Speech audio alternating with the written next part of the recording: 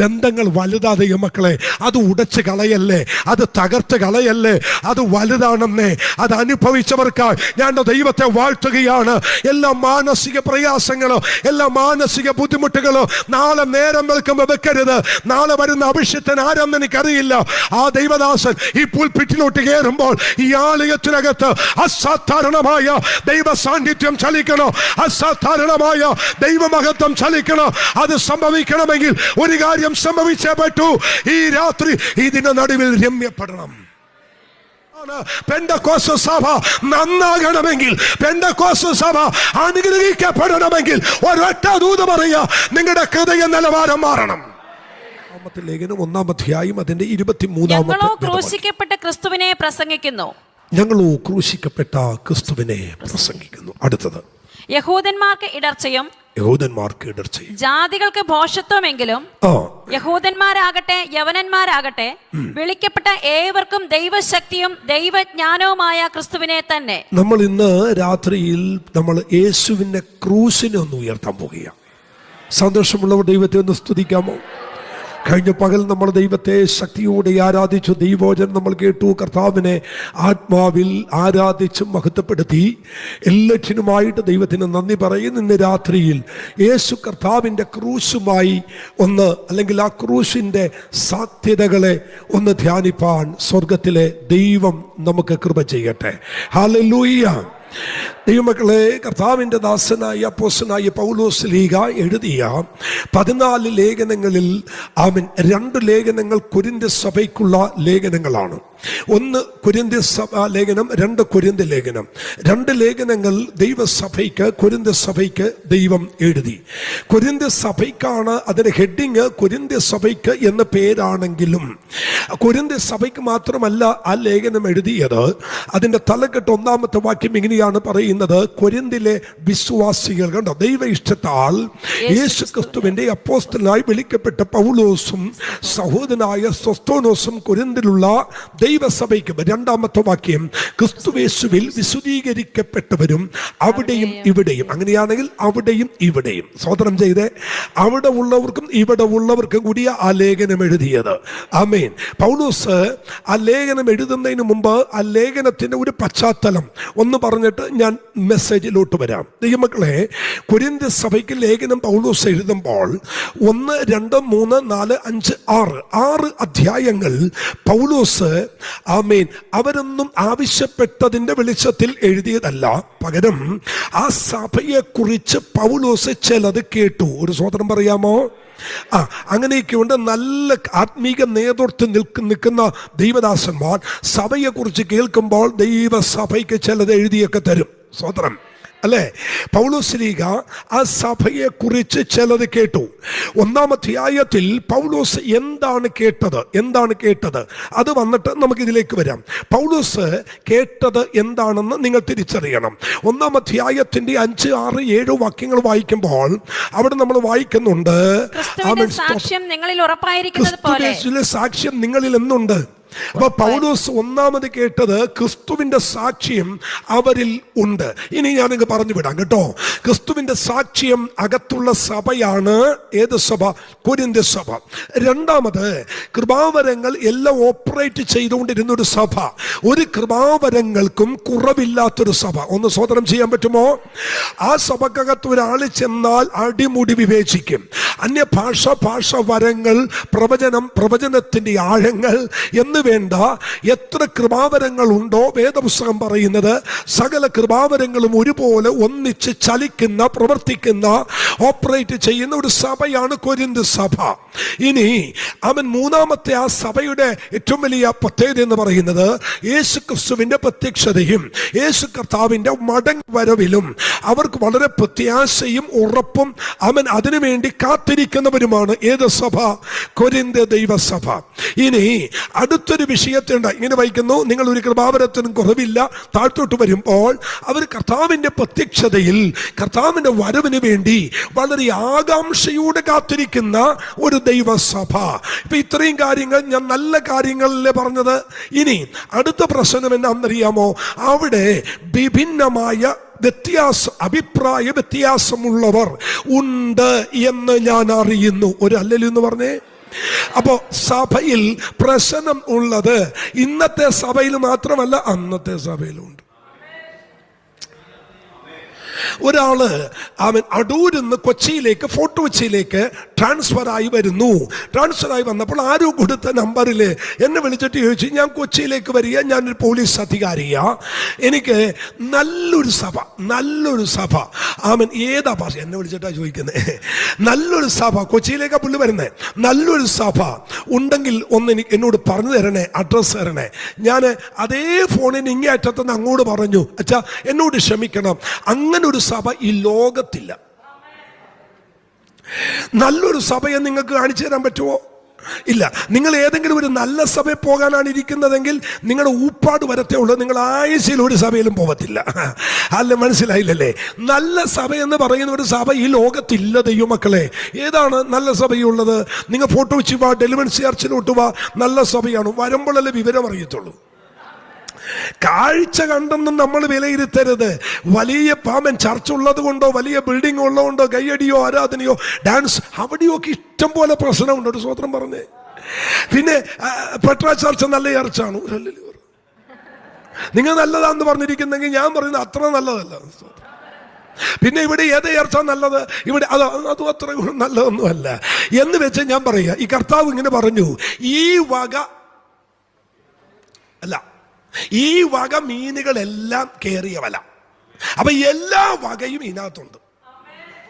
ദൈവരാജ്യത്തെ കുറിച്ച് കർത്താവ് പറഞ്ഞു, ദൈവരാജ്യം സമുദ്രത്തിൽ വീശുന്ന വലക്ക് തുല്യം. ആ വല വെച്ച് വീശി, എന്നിട്ട് കർത്താവ് പറയാ, എല്ലാ വക മീനും, എല്ലാ വകയും ഉണ്ട് ഇതിനകത്ത്. ഒതുങ്ങാത്തതുണ്ട്, ഒതുക്കാൻ പറ്റാത്തതുണ്ട്. ഒരു അല്ലെന്ന് പറഞ്ഞു, ആര് വന്നാലും ഒതുങ്ങാത്തതുണ്ട്. അതുകൊണ്ടല്ലേ ഈ ഉപവാസ പ്രാർത്ഥന വെക്കുന്നതിൻ്റെ ഏറ്റവും വലിയ കാര്യം എന്നാണെന്നറിയോ? പാസ്റ്ററിന് ഒതുങ്ങാത്തതൊക്കെ ഞങ്ങൾ ഇങ്ങനെ വന്ന് ഒതുക്കും, സ്വതന്ത്രം ചെയ്തേ. ഇപ്പോള് ഈ എല്ലാ ചായക്കടയിലും നമ്മൾ ഹോട്ടലിലൊക്കെ പോകുമ്പോഴേ ഗ്യാസാ അല്ലേ? ഗ്യാസാണ്. പണ്ടും നമ്മുടെ ചായക്കടയിലൊന്നും ഒന്നില്ലായിരുന്നു, ഈ ഗ്യാസ് അടുപ്പിൻ്റെ പരിപാടി ഇല്ലായിരുന്നു മക്കളെ. പിന്നെ എന്താ, ഈ കാലടിയിൽ നിന്നും അങ്കമാലിയിൽ നിന്നും ഇടുക്കിയിൽ നിന്നൊക്കെ ഒരു ലോഡ് വിറക് വരും, ഈ ലോറിക്ക് വരും. എന്നിട്ട് കൊണ്ടുവന്ന്, നിങ്ങൾ ഓർക്കുന്നുണ്ടോ, ഈ ചായക്കടയുടെ പുറകിൽ കൊണ്ടുവന്ന് ഈ ലോഡ് വിറക് അങ്ങ് ഇറക്കിയിടും. അപ്പോൾ എല്ലാ ചായക്കടയുടെ പുറകിലും എന്തുണ്ടാവും? വിറകുണ്ടാകും. എന്നിട്ട് ഈ കടക്കാരൻ ഗോപാലൻ ചേട്ടനെ വിറക് കീറാൻ വിളിക്കും. എല്ലാ വിറക് കീറുന്ന ആൾക്കാരുടെയും പേര് ഗോപാലൻ, രാജു എന്നൊക്കെ ആയിരിക്കും അല്ലേ? ശ്രദ്ധിച്ചിട്ടുണ്ടോ? അതാണ് സ്തോത്രം. അപ്പോൾ ഗോപാലൻ ചേട്ടൻ വന്ന് വിറക് കീറാനായിട്ടിരും. എന്നിട്ട് ഒരു മുട്ടി വിറകെടുത്ത് ഇങ്ങനെ വെച്ചിട്ട് അതിൻ്റെ മണ്ടിലോട്ട് വിറക് വെച്ചിട്ട് എന്ത് ചെയ്യുന്നേ? കീറുന്നത്. കീറി അങ്ങനെ ഈ അവസാനം വരുമ്പോൾ ഈ കൂട്ടത്തിൽ വന്ന ലോഡിനകത്ത് 3-4 എന്നുണ്ടാകും, ഈ മുട്ടി വിറകുണ്ടാവും. ഗോപാലൻ ചേട്ടൻ പഠിച്ച പണി 18 നോക്കിയിട്ട് കൊത്തിയിട്ടും ഇതെന്ത് ചെയ്യത്തില്ല? പറ, ഇത് പൊട്ടത്തില്ല. അപ്പോ ഈ വിറകിനെ എടുത്ത് ആ മൂലക്കോട്ട് ഇങ്ങനെ ഇടും. അടുത്ത ലോഡ് വരുമ്പോൾ അതിനകത്തും ഉണ്ടാകും ഇങ്ങനെ ഒരു മുട്ടി. ഇതിന് പറയുന്ന വില കീറാൻ മുട്ടി. മനസ്സിലായില്ലല്ലേ? അപ്പൊ ഈ ഓരോ ലോഡ്, അപ്പൊ എത്ര ലോഡ് അവിടെ വന്നിട്ടുണ്ട് എന്നറിയാനായിട്ട് ഈ മൂലക്ക് കിടക്കുന്ന മുട്ടി പറക്ക് നോക്കിയാൽ മതി. ഇനി ഗോപാലൻ ചേട്ടനെ കിട്ടിയില്ല, അടുത്ത ദാമുവായിരിക്കും. അങ്ങനെ അടുത്ത പേരതാ, ദാമുവായിരിക്കും വിറക് കീറാൻ വരുന്നതെങ്കിൽ ഇതെടുത്ത് കൊണ്ടുവന്ന് വെച്ചിട്ട് അവിടെ കിടക്കുന്ന വെക്കാൻ നേരത്തെ ഈ മുട്ടി പറയുന്നൊരു കാര്യമുണ്ട്. ഇപ്പൊ പോടാപ്പനെ, ഈ ലോകത്തിലെ ഏറ്റവും വലിയ വിറക് വെട്ടുകാരനെ ഗോപാലൻ ചേട്ടൻ വെട്ടിയിട്ട് കീറാത്തതാ ഇപ്പൊ വന്നിരിക്കുന്ന ബിജു വെട്ടാൻ വന്നിരിക്കുന്നത്. എന്നാലും ഞാൻ വെട്ടിയിട്ടേ പോകത്തുള്ളൂ. ഹല്ലേലൂയ. അപ്പൊ നിങ്ങൾ അധികം പാർശ്വ വെട്ടി എന്തിനാ വായ കളയുന്നത് എന്ന് വെച്ചാൽ, ഈ വായല്ല, കോടാലിയുടെ വായ. പോയ കുഴപ്പമില്ല, തേക്കാനുള്ള സാധനം ഞാൻ കൊണ്ടുവന്നിട്ടുണ്ട്. ഒരു സ്വതന്ത്രം പറഞ്ഞേ, ഈ എന്താണേലും മുട്ടിയിട്ടേ പോകത്തുള്ളൂ, അല്ലല്ലോ എന്ന് പറഞ്ഞേ അല്ലേ? ഈ സഭക്കകത്ത് ഉണ്ടായിരുന്ന പ്രശ്നം അല്ലേ? എല്ലാ സഭയിലും ഉണ്ട് മക്കളെ. നിങ്ങൾ നല്ല സഭ നോക്കിയാണ് പോകുന്നതെങ്കിൽ ഒരിക്കലും നിങ്ങൾക്ക് ലഭിക്കയില്ല. ഇനി അതിന് ആർക്കെങ്കിലും ഒരു സംശയം കാണും. സംശയം കണ്ടാൽ ആ സംശയത്തെ നിവാരണം വരുത്താൻ അടുത്തൊരു കാര്യം പറയാം. ഒരിക്കല് യേശു കർത്താവ് ഈ ദൈവരാജ്യത്തെ കുറിച്ച് കൃഷിക്കാരന്റെ ഉപമ പറയുമ്പോൾ അവിടെ ഇങ്ങനെ പറയുന്നുണ്ട്, കൃഷിക്കാരൻ വിത്ത് വിതച്ചു. എന്നിട്ട് പിറ്റേ ദിവസം വന്നിട്ട് കർത്താവിനോട് പറയുക, കർത്താവേ, നല്ല വക വിത്തല്ലയോ നമ്മൾ എന്ത് ചെയ്തത്? വിതച്ചത്. പിന്നെ പണ്ടൊരാൾ എടുത്തിയാടി വായിച്ചപ്പോൾ ഇങ്ങനെ, കർത്താവേ നല്ല വിത്തല്ലേ, ഈ കാളയെല്ലാം കൂടി എവിടെ നിന്ന് വന്നെന്നാണ് വായിച്ചത്. കാളയല്ല വന്നത്, കളയാ വന്നത് അല്ലേ. നമ്മൾ ഈ പൊതു ശുശ്രൂഷ നിൽക്കുന്നതുകൊണ്ടേ ചിലയിടത്തൊക്കെ ചെല്ലുമ്പോൾ ഈ വാക്യം പറയുമ്പോൾ വായിക്കാനായിട്ട് എന്താ ഭാഷേ, സ്തോത്രം ഭയങ്കര തിടുക്കമാവും. അടുത്ത ഒരാൾ, ഇവിടെ അങ്ങനെയല്ല, ഒരാൾ ഇരുത്തിയിട്ടുണ്ടല്ലോ, പക്ഷെ അവിടെയൊന്നും അങ്ങനെയല്ല. പറയുമ്പോൾ തന്നെ ഇപ്പുറത്ത് ഒരാളെടുക്കും, അവിടെ ഒരാളെടുക്കും, വാശിയാ വായിക്കാൻ അല്ലേ. എൻ്റെ പ്രിയതമന് ഫലവത്തായ കുന്നുമേലൊരു എന്നിട്ട് വായിച്ച് ചക്കയും കുഴിച്ചിട്ടെന്നൊക്കെയാ അല്ലേ. കഴിഞ്ഞ ദിവസം ഒരാൾ വായിക്കുന്ന കേട്ടു, പൗലോസ് ജ്ഞാനികൾക്കും ബാർബർമാർക്കും കടക്കാരനാണ്. അപ്പം തിടുക്കത്തി വായിക്കുന്നത് ഇങ്ങനെ വായിക്കണം, വായിച്ച് കയറണം, അങ്ങനെയൊന്നുമല്ല. പൗലോസ് ഈ സഭയെക്കുറിച്ച് ചിലത് കേട്ടു. എന്താ കേട്ടതെന്ന് നിങ്ങൾക്ക് ഇപ്പം മനസ്സിലായി. പക്ഷെ അടുത്തത് പൗലോസ് കേട്ടു, അവിടെ ഈ വിഭിന്ന അഭിപ്രായ ചിന്താ കുഴപ്പമുള്ളവർ ഉണ്ടെന്ന് ഞാൻ അറിയുന്നു. ഈ ഉപവാസത്തിന്റെ നടുവിൽ എല്ലാ വിഭാഗീയതകളും ഇടിച്ചു ദൈവം മാറ്റും. എനിക്കറിയില്ല, ഞാൻ ഉച്ച കഴിഞ്ഞിട്ട് വളരെ പ്രാർത്ഥിച്ച ഈ വൈകിട്ട് ഈ പുൾപ്പിറ്റിൽ കയറി നിൽക്കുന്നത്, പുറമേ ചിരിയുണ്ടെങ്കിലും പുറമേ കൈ തരുന്നെങ്കിലും ഉള്ളിൻ്റെ ഉള്ളിൽ ആശയപ്പൊരുത്തം ഇടുന്ന പിശാചിൻ്റെ പ്രവണതകൾ ഇതിൻ്റെ നടുവിൽ എൻ്റെ ദൈവം പൊളിക്കും. ഒരു സ്വതന്ത്രം ചെയ്തേ. കാരണം ഞാൻ എൻ്റെ സഭയെ പണിയും, പാതാള ഗോപുരങ്ങൾ അതിനെ ജയിക്കയില്ല എന്ന് വാക്ക് പറഞ്ഞൊരു കർത്താവ് ഇന്ന് രാത്രി ഇതിൻ്റെ നടുവിലുണ്ട്. വിശ്വസിക്കുന്നവർ ആമേൻ പറ. ദൈവമക്കളെ, അങ്ങനെയാണെങ്കിൽ പൗലോസ് ഈ സഭയ്ക്ക് 6 അധ്യായങ്ങൾ എഴുതിയത് ആ സഭയെ കറക്റ്റ് ചെയ്യാൻ, അല്ല പക്ഷെ അങ്ങനെയല്ലേ, ആ സഭയെ കറക്റ്റ് ചെയ്യാൻ വേണ്ടി 6 അധ്യായം എഴുതി. 7-ാം അധ്യായം തൊട്ട് സഭ ഒരു കത്തെഴുതിയിട്ട് പൗലോസിനോട് ചോദിച്ചു, ശ്വാസം മുട്ടിപ്പോയത് പരസംഗം ഹേതുവായി കർത്താവിൻ്റെ തിരുമേശയുമായി ബന്ധപ്പെട്ട് ഞങ്ങൾ എങ്ങനെ ശുശ്രൂഷ ചെയ്യണം. 7-ാം അധ്യായത്തിൽ പൗലോസിനോട് അവരങ്ങോട്ട് എഴുതി ചോദിച്ചു. അതിനുള്ള മറുപടിയാണ് ബാക്കിയുള്ള അധ്യായങ്ങളും 2-ാമത്തെ ലേഖനവും. പൗലോസിനോട് ചോദിച്ചതിൻ്റെ മറുപടി. എന്നാൽ ഇത്രയും പ്രശ്നമൊക്കെ നിന്ന സമയത്ത് സഭയിൽ പ്രശ്നമുണ്ട്, വിഭാഗ്യതയുണ്ട്, അപ്പോൾ തന്നെ കൃപാവരം കത്തുന്നുണ്ട്. ഇതെല്ലാം നിൽക്കുന്ന സമയത്ത് പൗലോസ് അവരുടെ നടുവിൽ നിന്നുകൊണ്ട് തല ഉയർത്തിക്കൊണ്ട് പറഞ്ഞു, അതെ സഹോദരങ്ങളെ, യഹൂദന്മാരെ അടയാളം ചോദിക്കുന്നു, യവനയക്കാരിലെ ഗ്രീക്കുകാർ അവർക്ക് വേണ്ടത് ജ്ഞാനമാണ്. മനസ്സിലാകുന്നുണ്ടോ? കുറച്ചു പേർ അടയാളം കാണാൻ വേണ്ടി വന്നിരിക്കുന്നു, കുറച്ചു പേര് ജ്ഞാനം കേൾക്കാൻ വേണ്ടി വന്നിരിക്കുന്നു. എന്നാൽ ദമസ്കോസിന്റെ പടിവാതി വെച്ച് യേശുവിനാൽ പിടിക്കപ്പെട്ട് സകലത്തിനും ജ്ഞാനത്താൽ നിറയപ്പെട്ട, ഇന്നത്തെ ഭാഷയിൽ പറഞ്ഞാൽ ഡബിൾ MA എടുത്ത ബിരുദാനന്ദ ബിരുദമെടുത്ത ഫിലിപ്പി ലേഖനത്തിൽ പൗലോസ് പറയുന്നു, നിങ്ങൾക്കാർക്കെങ്കിലും ജഡത്തിൽ പ്രശംസിപ്പാനുണ്ടെങ്കിൽ നിങ്ങളെക്കാൾ അധികം എനിക്കുണ്ട്. എന്നിട്ട് താഴെ നിന്ന് തുടങ്ങിയ 8-ാം നാളിൽ പരിച്ഛേദന ഏറ്റവൻ, ന്യായ പ്രമാണം സംബന്ധിച്ച് പരീശൻ, യാബോക്ക് നദി നീന്തി കടന്ന് ഇസ്രായേൽ എന്ന പേര് വന്ന യാക്കോബിന്റെ സന്താന പരമ്പര തീർന്നില്ല. 1-ാമത്തെ ഇസ്രായേലിന്റെ രാജാവായ ശൗലുണ്ടല്ലോ, അവൻ ബെന്യാമിൻ ഗോത്രക്കാരനാ. ബെന്യാമിൻ ഗോത്രത്തിലെ രാജകീയ കുടുംബത്തിൽ ജനിച്ചവനാണ് ഞാൻ. ഇനി ഇതൊന്നും പോരാഞ്ഞിട്ട് ശുഷ്കാന്തി സംബന്ധിച്ച് സഭയെ അധികം മുടിപ്പിച്ചവനാ. ഇത്രയും വലിയ കഴിവും പ്രാപ്തിയും എല്ലാം നിറഞ്ഞ പൗലോസ് പറയുന്നു, ഇതൊന്നും എനിക്ക് ഉയർത്താനില്ല. എനിക്ക് ഉയർത്താൻ ഒന്നുണ്ട്, യേശുവിന്റെ ക്രൂശിലല്ലാതെ എനിക്ക് പ്രശംസിപ്പാൻ. ഒരു ഹല്ലേലൂയ എന്ന് ഉറക്കെ പറയാമോ ദൈവമക്കളെ? പൗലോസ് പറയുന്നു, യഹൂദന്മാർ അടയാളം ചോദിക്കുന്നു, യവനയക്കാർ ജ്ഞാനം അന്വേഷിക്കുന്നു, ഞങ്ങളോ ക്രൂശിക്കപ്പെട്ടവനായ ക്രിസ്തുവിനെ പ്രസംഗിക്കുന്നു. ദൈവമക്കളെ, ഇന്ന് കുറയുന്ന മെസ്സേജ് ക്രൂശിന്റെ പ്രസംഗമാണ്. ഇന്ന് അനേകര് അനുഗമിക്കുന്നത് ക്രൂശിനെയല്ല. എന്നാൽ ഇന്ന് പകൽ ഇവിടെ ഉയർത്തപ്പെടുന്ന ഈ ദൈവ ശബ്ദത്തിന്റെ നടുവിൽ ഞാൻ നിന്ന് വിളിച്ചു പറയുന്നു, മക്കളെ, നാം ഇവിടെ നിൽക്കുന്നത് യേശുവിന്റെ ക്രൂശ് കാരണമാണ്. നാം ഇന്നിവിടെ ആയിരിക്കുന്നത് യേശുവിന്റെ ക്രൂശിന്റെ വിടുതലാണ്.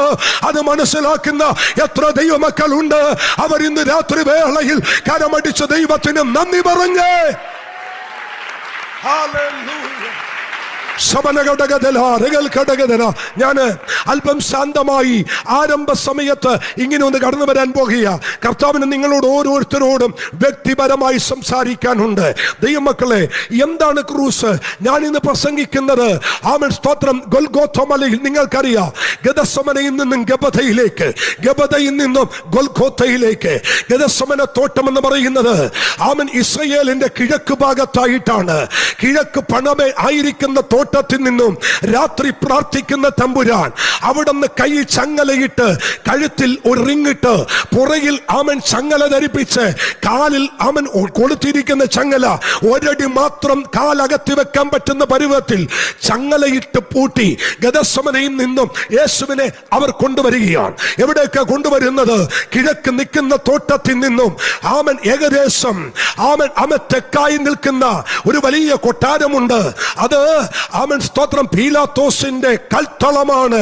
അവിടുന്ന് 12 കിലോമീറ്റർ ഗെത്സമന തോട്ടത്തിൽ നിന്നും ആ രാത്രി വലിച്ചിഴച്ച് പീലാത്തോസിന്റെ അടുക്കൽ കൊണ്ടുവരുന്നു.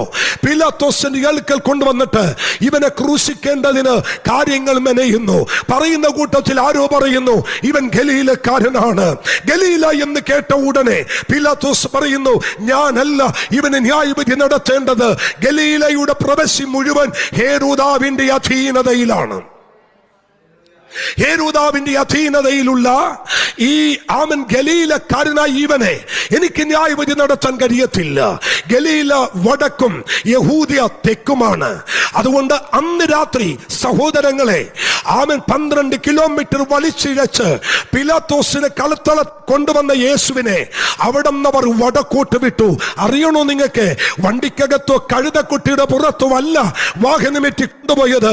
അവിടെ നിന്ന് വലിച്ചിഴച്ച് ഹേരോദാവിന്റെ അടുക്കൽ കൊണ്ടുപോയി 16 കിലോമീറ്റർ നടുവിലൂടെ തെരുവിലൂടെ വലിച്ചിഴച്ചു കൊണ്ടുപോയി. അവിടെ ചെന്ന് കാര്യങ്ങളൊക്കെ അവൻ വിശദമായി ചോദിച്ച് മനസ്സിലാക്കുന്നു. എന്നാൽ ഒരു ദൂതൻ നിങ്ങളോട് വിളിച്ചു പറയുക കേട്ടോ, ഞാൻ ഇന്ന് പ്രസംഗിക്കുന്ന ആ യേശുവിന്റെ ക്രൂസ് ഉണ്ടല്ലോ, അവൻ ഗെത്സമനയിൽ നിന്നും ഗബഥയിലും ഗബഥയിൽ നിന്നും ഗൊൽഗോഥ മല വരെ ഉയർത്തപ്പെട്ട ക്രൂസാണ്. അവിടെ ഉയർത്തിയതിൽ 3 ക്രൂസുണ്ട്. ഒന്ന് നടുവിലെ യേശുവിന്റെ ക്രൂസാണ്.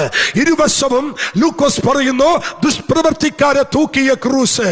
എന്നാൽ ഞാൻ വിടുവിക്കപ്പെട്ടത് നടുവിൽ തൂക്കപ്പെട്ട യേശുവിന്റെ വിടുതലിന്റെ. എത്ര പേർക്ക് സന്തോഷത്തോടെ പറയാൻ കഴിയും? അങ്ങനെയാണെങ്കിൽ ഇന്ന് രാത്രി യേശുവിന്റെ ക്രൂസിനെ ഞാനിവിടെ നമ്മൾ ഒരുമിച്ച് ഉയർത്തുമ്പോൾ നാളുകളായി ദേശത്ത് വ്യാപരിക്കുന്ന പാതാള ശക്തികൾ ഇന്ന് രാത്രി മുട്ടുമടക്കാം. ആമേൻ. ഒരിക്കൽ കൂടി ഞാൻ ആ ഭാഗത്തോട്ട് വരാം. ഞാൻ ഇന്ന് നിങ്ങളോട് പറയുന്നത് ക്രൂസിന്റെ സാധ്യതകളാ പറയുന്നത് കേട്ടോ, മറന്നു പോവരുത്. ദൈവമക്കളെ, ക്രൂസിന്റെ സാധ്യത അനുഭവിക്കാത്ത ഒരൊറ്റ മനുഷ്യര് ഈ ഭൂമുഖത്തില്ല. എവിടെ വെച്ച ഒരു കൺവെൻഷനിൽ ഞാൻ യേശുവിന്റെ ക്രൂസിന്റെ സാധ്യത പ്രസംഗിക്കുമ്പോൾ ഒരു ഹൈന്ദവനായ മനുഷ്യൻ ഓടി എന്റെ അടുക്കൽ കയറി. പുനലൂര് കരവാളൂര് വെച്ച് കൺവെൻഷൻ പ്രസംഗിക്കുക. കൊണ്ടുവന്നെന്റെ കത്തി കൊണ്ടുവന്നെന്റെ കഴുത്തിൽ വെച്ചു. നിർത്തണം നിന്റെ പ്രസംഗം എന്ന് പറഞ്ഞു. ഞാൻ പറഞ്ഞു, ചേട്ടാ എനിക്ക് 9 മണി വരെ സമയമുണ്ട്, ആ സമയം കഴിയാതെ ഞാൻ പ്രസംഗം നിർത്തത്തില്ല. അവൻ മുള്ളി പറഞ്ഞു, ഒരു കാര്യം നീ തിരുത്തണം. ഞാൻ ചെന്നാ തിരുത്തേണ്ടത്, എന്റെ വീട്ടിൽ ക്രൂസിന്റെ സാന്നിധ്യമില്ല. ഞാൻ പറഞ്ഞു, ചേട്ടാ മണ്ടത്തരം പറയല്ലേ, ക്രൂസിന്റെ സാധ്യതയില്ലാത്ത ഒറ്റ ഭവനമില്ല. പുള്ളി പറഞ്ഞു, തെളിയിച്ചേ പറ്റൂ. ഞാൻ ചോദിച്ചു, നിങ്ങളുടെ വീട്ടിൽ ഫാൻ ഇടുമ്പോൾ ആ ഭിത്തിയിൽ അങ്ങോട്ടും ഇങ്ങോട്ടും ആടുന്ന കലണ്ടർ ഉണ്ടോ? കലണ്ടർ, ആ കലണ്ടർ അങ്ങോട്ടും ഇങ്ങോട്ടും ഇങ്ങനെ ആടുമ്പോൾ അത് വിളിച്ചു പറയുന്ന ഒരു കാര്യമുണ്ട്, AD എന്നും BC എന്നുമാണ്. എന്ന് വെച്ചാൽ ക്രിസ്തുവിന് മുൻപ് ക്രിസ്തുവിന് പിമ്പും ആ കലണ്ടർ നിങ്ങളുടെ വീട്ടിലുള്ളിടത്തോളം കാലം യേശുവിന്റെ സാന്നിധ്യം ആ കലണ്ടറിനകത്ത് വ്യാപരിക്കുന്നുണ്ട്. ക്രിസ്തുവിന് മുമ്പ് ക്രിസ്തുവിന് പുറകെ ഒരു യുദ്ധഭൂമിയിലേക്ക് ചെല്ല്. അവിടെ ഓടിച്ചെന്നാൽ ആ യുദ്ധഭൂമിയിൽ മുറിവേറ്റവരെ മുറിവ് കെട്ട ഉയർത്തപ്പെട്ട ഒരു കൊടിയുണ്ട്. അത് റെഡ് ക്രോസിന്റെ കൊടിയാണ്. അവിടെയും കാണും ഒരു കുരിശ്. ഒരു ആംബുലൻസ് ഓടി വന്നാൽ അവിടെയും കാണും ഒരു കുരിശ് അടയാളം. കുരിശ് അടയാളമില്ലാത്ത ഒരിടമില്ല ദൈവമക്കളെ. ഇന്ന് രാത്രി വേളയിൽ ഞാനും നിങ്ങളും ഇവിടെ ഇരിക്കുന്നത് ആ ക്രൂസിന്റെ സാധ്യതയാണ്. പാതാള ഗോപുരങ്ങൾ ഇന്ന് രാത്രി വിറക്കുമാറ് പെട്ര ദൈവസഭയിലെ ദൈവമക്കൾ കരമുയർത്തി ഒരു ഹല്ലേലൂയ പറ. ആമേൻ. ആ ക്രൂസിന്റെ സാധ്യതയാണ്. എന്താണ് ദൈവമക്കളെ ക്രൂസിന്റെ സാധ്യതകൾ? ഒന്ന്, കർമ്മമാർഗത്തിൽ നിന്ന് നിങ്ങളെ വിശ്വാസ മാർഗത്തിലേക്ക് കൊണ്ടുവന്നത് യേശുവിന്റെ ക്രൂസാണ്. ഒരാമേൻ പറയാൻ പറ്റുമോ? കർമ്മമാർഗത്തിൽ നിന്ന് നിങ്ങൾ വിശ്വാസ മാർഗത്തിലേക്ക് കൊണ്ടുവന്നത് യേശു തമ്പുരാന്റെ ക്രൂസാണ്. തീർന്നില്ല. അവിശ്വാസിയെന്നും വിശ്വാസിയെന്നും രണ്ട് കാറ്റഗറിയിലേക്ക് മാറ്റിമറിച്ചത് യേശുവിന്റെ ക്രൂസല്ലേ? ഒരു ഹല്ലേലൂയ ഒന്ന് പറയാമോ? ആ ക്രൂസ് ഉയർന്നു നിന്നത് ആകാശത്തിനും ഭൂമിക്കും നടുവിലല്ലേ? ഒരു ഹല്ലേലൂയ എന്ന് പറഞ്ഞേ. ആ ക്രൂസ് ഉയർത്തപ്പെട്ടത് ലോക രാജ്യങ്ങളുടെ നടുവിലല്ലേ? ആ ക്രൂസ് അല്ലേ രണ്ടായിട്ട് തരം തിരിച്ചത്? ഇന്ന് രാത്രിയിലോ അവൻ മദ്യപിച്ച് ലക്കുകെട്ട് അവൻ മയക്കമരുന്നിന് അടിമപ്പെട്ട് സ്വന്തം പിതാവിനെ പോലെ 3-ലധികം പ്രാവശ്യം ഭിത്തിയോട് ചേർത്ത് നിർത്തി അവനെ കൈകൊണ്ട് പൊക്കിയെടുത്ത് കൊല്ലാൻ പിടിച്ച പ്രാകൃതനായ ഒരു മനുഷ്യനായ എന്നെയും മാറ്റിമറിച്ചത് എന്റെ യേശുവിന്റെ ക്രൂസാണ്. ആ ക്രൂസിന് മാറ്റാൻ കഴിയാത്ത ഒന്നുമില്ല ദൈവമക്കളെ. യേശുവിന്റെ ക്രൂസിന് പരിഹരിക്കാൻ കഴിയാത്ത ഒരു വിഷയവും ഇന്ന് രാത്രി ഇതിന്റെ നടുവിൽ ഇല്ല. വിശ്വസിക്കുന്നവരാമേൻ പറ. നമ്മൾ ഇവിടെ നിർത്തിയത് യേശുവിന്റെ ക്രൂസാ ദൈവമക്കളെ. ഈ ക്രൂസാണ് നമ്മെ ഇവിടം വരെ എത്തിച്ചത്. അങ്ങനെയാണെങ്കിൽ എന്താണ് ക്രൂസിന്റെ ഒന്നാമത്തെ സാധ്യത? വേഗത്തിൽ വരാം. അവൻ സന്തോഷത്തോടെ നമുക്ക് ആ തിരുവചനത്തിലേക്ക് ശ്രദ്ധിക്കാം. അവൻ ലൂക്കോസിന്റെ സുവിശേഷം 23-ാം അധ്യായം അതിന് 12-ാമത്തെ വാക്യം. കുറിച്ചെടുക്കുന്നവർ കുറിച്ചെടുക്കണം കേട്ടോ. ഒരു ഹല്ലേലൂയ എന്ന് പറയാം. ഞാൻ നിങ്ങളുടെ ഒരു കാര്യം പറയാ. അവൻ നല്ല ഡിസ്പ്ലേ ഉണ്ട്. എനിക്കിവിടെ കാണാം, നിങ്ങൾക്ക് ഇവിടെ കാണാം. പക്ഷേ എനിക്കൊരു റിക്വസ്റ്റ് ഉണ്ട്. ഇത് നിങ്ങൾ ഇവിടെ കണ്ടു. ഇവിടെ കണ്ടതിന് ശേഷം നിങ്ങൾ വീട്ടിൽ പോകുമ്പോൾ ഈ റെഫറൻസ് ഒക്കെ മറക്കും. ഒരു സ്വതന്ത്രം പറഞ്ഞേ, മറക്കും. ഈ ഡിസ്പ്ലേയിൽ കണ്ടത് കൊണ്ട് ഇത് മാത്രം കണ്ട് നിങ്ങൾ തൃപ്തരായി പോകരുത്. നിങ്ങളുടെ കയ്യിൽ ഒരു പേന ഉണ്ടാകണം, നിങ്ങളുടെ കയ്യിൽ പേപ്പർ ഉണ്ടാകണം. നിങ്ങൾ എത്ര വലിയ മെമ്മറി ഉള്ള ആളെന്ന് പറഞ്ഞാലും ഞാനിവിടെ പ്രസംഗിക്കുന്നതിന്റെ റെഫറൻസ് നിങ്ങൾ മറന്നു പോകും. അതുകൊണ്ട് കയ്യിലിരിക്കുന്ന വേദപുസ്തകം തുറന്ന് ഒരു പേപ്പർ എടുത്തു വെച്ച് ഒരു പേന എടുത്തു വെച്ച് പറയുന്ന റെഫറൻസ് നിങ്ങൾ എഴുതിയെടുക്കണം. ഒരു ഹല്ലേലൂയ പറ. ഞാൻ എന്റെ ചർച്ചിനകത്ത് മസ്റ്റായിട്ട് പറയും, ആമൻ വേദപുസ്തകവും ആമൻ കയ്യിൽ എഴുതാൻ ബുക്കും പേനയും കണ്ടില്ലെങ്കിൽ ഞാൻ നന്നായിട്ട് വഴക്ക് പറയും. നിങ്ങൾക്കറിയാമോ, പൗലോസ് പറയുന്നു, ഞങ്ങളെ ക്രിസ്തുവിന്റെ ഉദ്യോഗം ഏൽപ്പിച്ചിരിക്കുന്നു. ഞങ്ങൾ ഉദ്യോഗം ചെയ്യുന്ന കർത്താവിന്റെ വേല ഞങ്ങൾ നിങ്ങളെ പഠിപ്പിക്കുമ്പോൾ അതങ്ങനെ തന്നെയോ എന്ന് വീട്ടിൽ ചെന്ന് ദിനം പ്രതി പരിശോധിക്കണം. വരുന്ന ഉപദേശിമാര് എന്തോ പറഞ്ഞു പോയെന്ന് വിട്ടുകൊടുക്കരുത്. നിങ്ങൾ പറയുന്നത് എഴുതി വെക്കണം. അതിനകത്ത് സംശയമുണ്ടെങ്കിൽ ചോദിക്കണം. വചനത്തിന് വിരുദ്ധമായി പറയുന്നെങ്കിൽ ഈ ഹാള് കടക്കുന്നതിന് മുമ്പ് പീഡിച്ചു നിർത്തി ചോദിക്കണം, ഭാഷേ അത് തെറ്റല്ലേ? അങ്ങനെ ചെയ്യുന്നവരാ ദൈവമക്കൾ. കാരണം എന്തും കേട്ട് നമ്മൾ കൈയടിച്ച് പോവരുത്. എഴുതി വെക്കണം കുഞ്ഞുങ്ങളെ. വീട്ടിൽ ചെന്നിട്ട് ഇത് പോയിന്റ് ആയിട്ട് എഴുതണം. എന്നെങ്കിലും ഒരു ദിവസം ഈ മെസ്സേജുകൾ നിങ്ങൾക്ക് എവിടെയെങ്കിലും ഒക്കെ പ്രയോജനപ്പെടും. കരമുയർച്ച ദൈവത്തെ ഒന്ന് സ്തുതിച്ചേ. ഒന്നാമത്തെ ചിന്ത എന്താണ് ക്രൂസിന്റെ സാധ്യത? വായിക്കാം. അന്ന് ഹെരോദാവും പീലാത്തോസും തമ്മിൽ സ്നേഹിതന്മാരായി തീർന്നു. അന്ന് പീലാത്തോസും ഹെരോദാവും തമ്മിൽ എന്തായി തീർന്നു? സ്നേഹിതന്മാർ. എന്ന് സ്നേഹിതന്മാരായി. ശ്രദ്ധിക്കണം. അതിന് ഇവർ സ്നേഹിതന്മാര് ആകാനുള്ളൊരു കാര്യമുണ്ട്. ഇവര് മുൻപേ വൈരം ആയിരുന്നു. നിങ്ങൾ ശ്രദ്ധിച്ചേ, അവർ തമ്മിൽ എന്തായിരുന്നു? വൈരം ആയിരുന്നു എന്ന് വെച്ചാൽ പിണക്കമായിരുന്നു. ഞാൻ പറഞ്ഞില്ലേ, ഗലീല സ്തോത്രം വടക്കും യഹൂദിയ തെക്കുമാണ്. ഗലീല, യഹൂദിയ, ശമരിയ 3 പ്രവശ്യകളാണ് നിൽക്കുന്നത്. റോമാക്കാര് 3 പട്ടണങ്ങളെയും ഭരിച്ചുകൊണ്ടിരിക്കുമ്പോൾ എല്ലാ ഏരിയകളും ഭരണം നടത്തുന്നത് റോമൻ ഗവൺമെന്റ് ആണ്. അവര് അതിനെ അധിനിവേശം ചെയ്തിട്ട് അധികാരികളാക്കി കൊണ്ടുവന്ന് വെച്ചു. അതിൽ ഒരാളാണ് ഹെരോദാവ്, അതിലെ ഗവർണറാണ് പീലാത്തോസ്. പക്ഷെ അവർ തമ്മിൽ ഒരു രാജ്യത്തിന്റെ കീഴിൽ വർക്ക് ചെയ്യുന്നവരാ. ഒരാമൻ പറയാമോ? അവര് കയ്യിൽ കിടക്കുന്ന നമ്മള് ഈ അതോറിറ്റി ഉള്ള ആളുകൾ സിഗ്നേച്ചർ പേന വെച്ചിടും. പക്ഷേ അന്നത്തെ ആളുകൾ പേന വെച്ചല്ല സിഗ്നേച്ചർ ഇടുന്നത്. അവിടെ കയ്യിൽ കിടക്കുന്ന ഒരു മോതിരമുണ്ട്. ആ മോതിരത്തിൽ കൈസരുടെ മുഖം പതിച്ച ഒരു രൂപം ആ മോതിരത്തിലുണ്ട്. അവർ സൈൻ ചെയ്യുന്നത് നമ്മൾ സൈൻ ചെയ്യുന്ന പോലെയല്ല, പകരം ഈ മോതിരമാണ് മുത്തിയിട്ട് അവരെന്ത് ചെയ്യുന്നത്, സൈൻ ചെയ്യുന്നത്. അപ്പോ ഗവർണറായ പീലാത്തോസിന്റെ കയ്യിൽ കിടക്കുന്ന മോതിരവും ഹെരോദാവിന്റെ കയ്യിൽ കിടക്കുന്ന മോതിരവും റോമൻ കൈസരുടെ മോതിരമാണ്. അവരിട്ടിരിക്കുന്ന യൂണിഫോം റോമൻ യൂണിഫോം ആണ്. അവര് പ്രതിദാനം ചെയ്യുന്ന രാജ്യം റോമൻ സാമ്രാജ്യമാണ്. അവർ വാങ്ങിക്കുന്ന കറൻസി റോമൻ സാമ്രാജ്യത്തിന്റെയാണ്. പക്ഷേ തമ്മിൽ നോക്കത്തില്ല, തമ്മിൽ കൈയൊടിക്കില്ല, തമ്മിൽ ഒരു മേശയുടെ കീഴിൽ അവർ ഇരിക്കത്തില്ല. എന്ത് പറഞ്ഞാലും അവർ ഒരുമിച്ചൊരു സ്ഥലത്ത് വരത്തില്ല. പണ്ടിങ്ങനെയല്ലായിരുന്നു. പണ്ട് വളരെ സ്നേഹമായിരുന്നു. അതുകൊണ്ടാണ് മുൻപേ അത് ഭയങ്കര സ്നേഹമായിരുന്നു. എങ്ങനെയാ ഇവർ തമ്മിൽ വൈരമായത്? ഒരു രാജ്യത്തിന്റെ കീഴിലുള്ള ഇവരെങ്ങനെയാ തമ്മിൽ പ്രശ്നമായത്? ഒറ്റക്കാര്യം പറയാം. ഈ ഒരിക്കല് യഹൂദിയയിൽ നിന്ന് ഗലീലയിൽ നിന്ന് ഹെരോദാവിന്റെ കുറെ പടയാളികൾ കുറെ കുന്തവും പരിചയുമായി യഹൂദിയിലേക്ക് വന്നു. അവർ കൊണ്ടുവന്ന പരിചയിൽ അവരുടെ അന്യ ദൈവങ്ങളുടെ ഫോട്ടോ പതിച്ചിരുന്നു. അന്യ ദൈവങ്ങളെ പ്രീതിപ്പെടുത്തുന്ന അന്യ ദൈവങ്ങളുടെ രൂപം കൊത്തിയ പരിച പിടിച്ചുകൊണ്ട് അവർ ഗലീലയിൽ നിന്നും യഹൂദയിലേക്ക് വന്നു.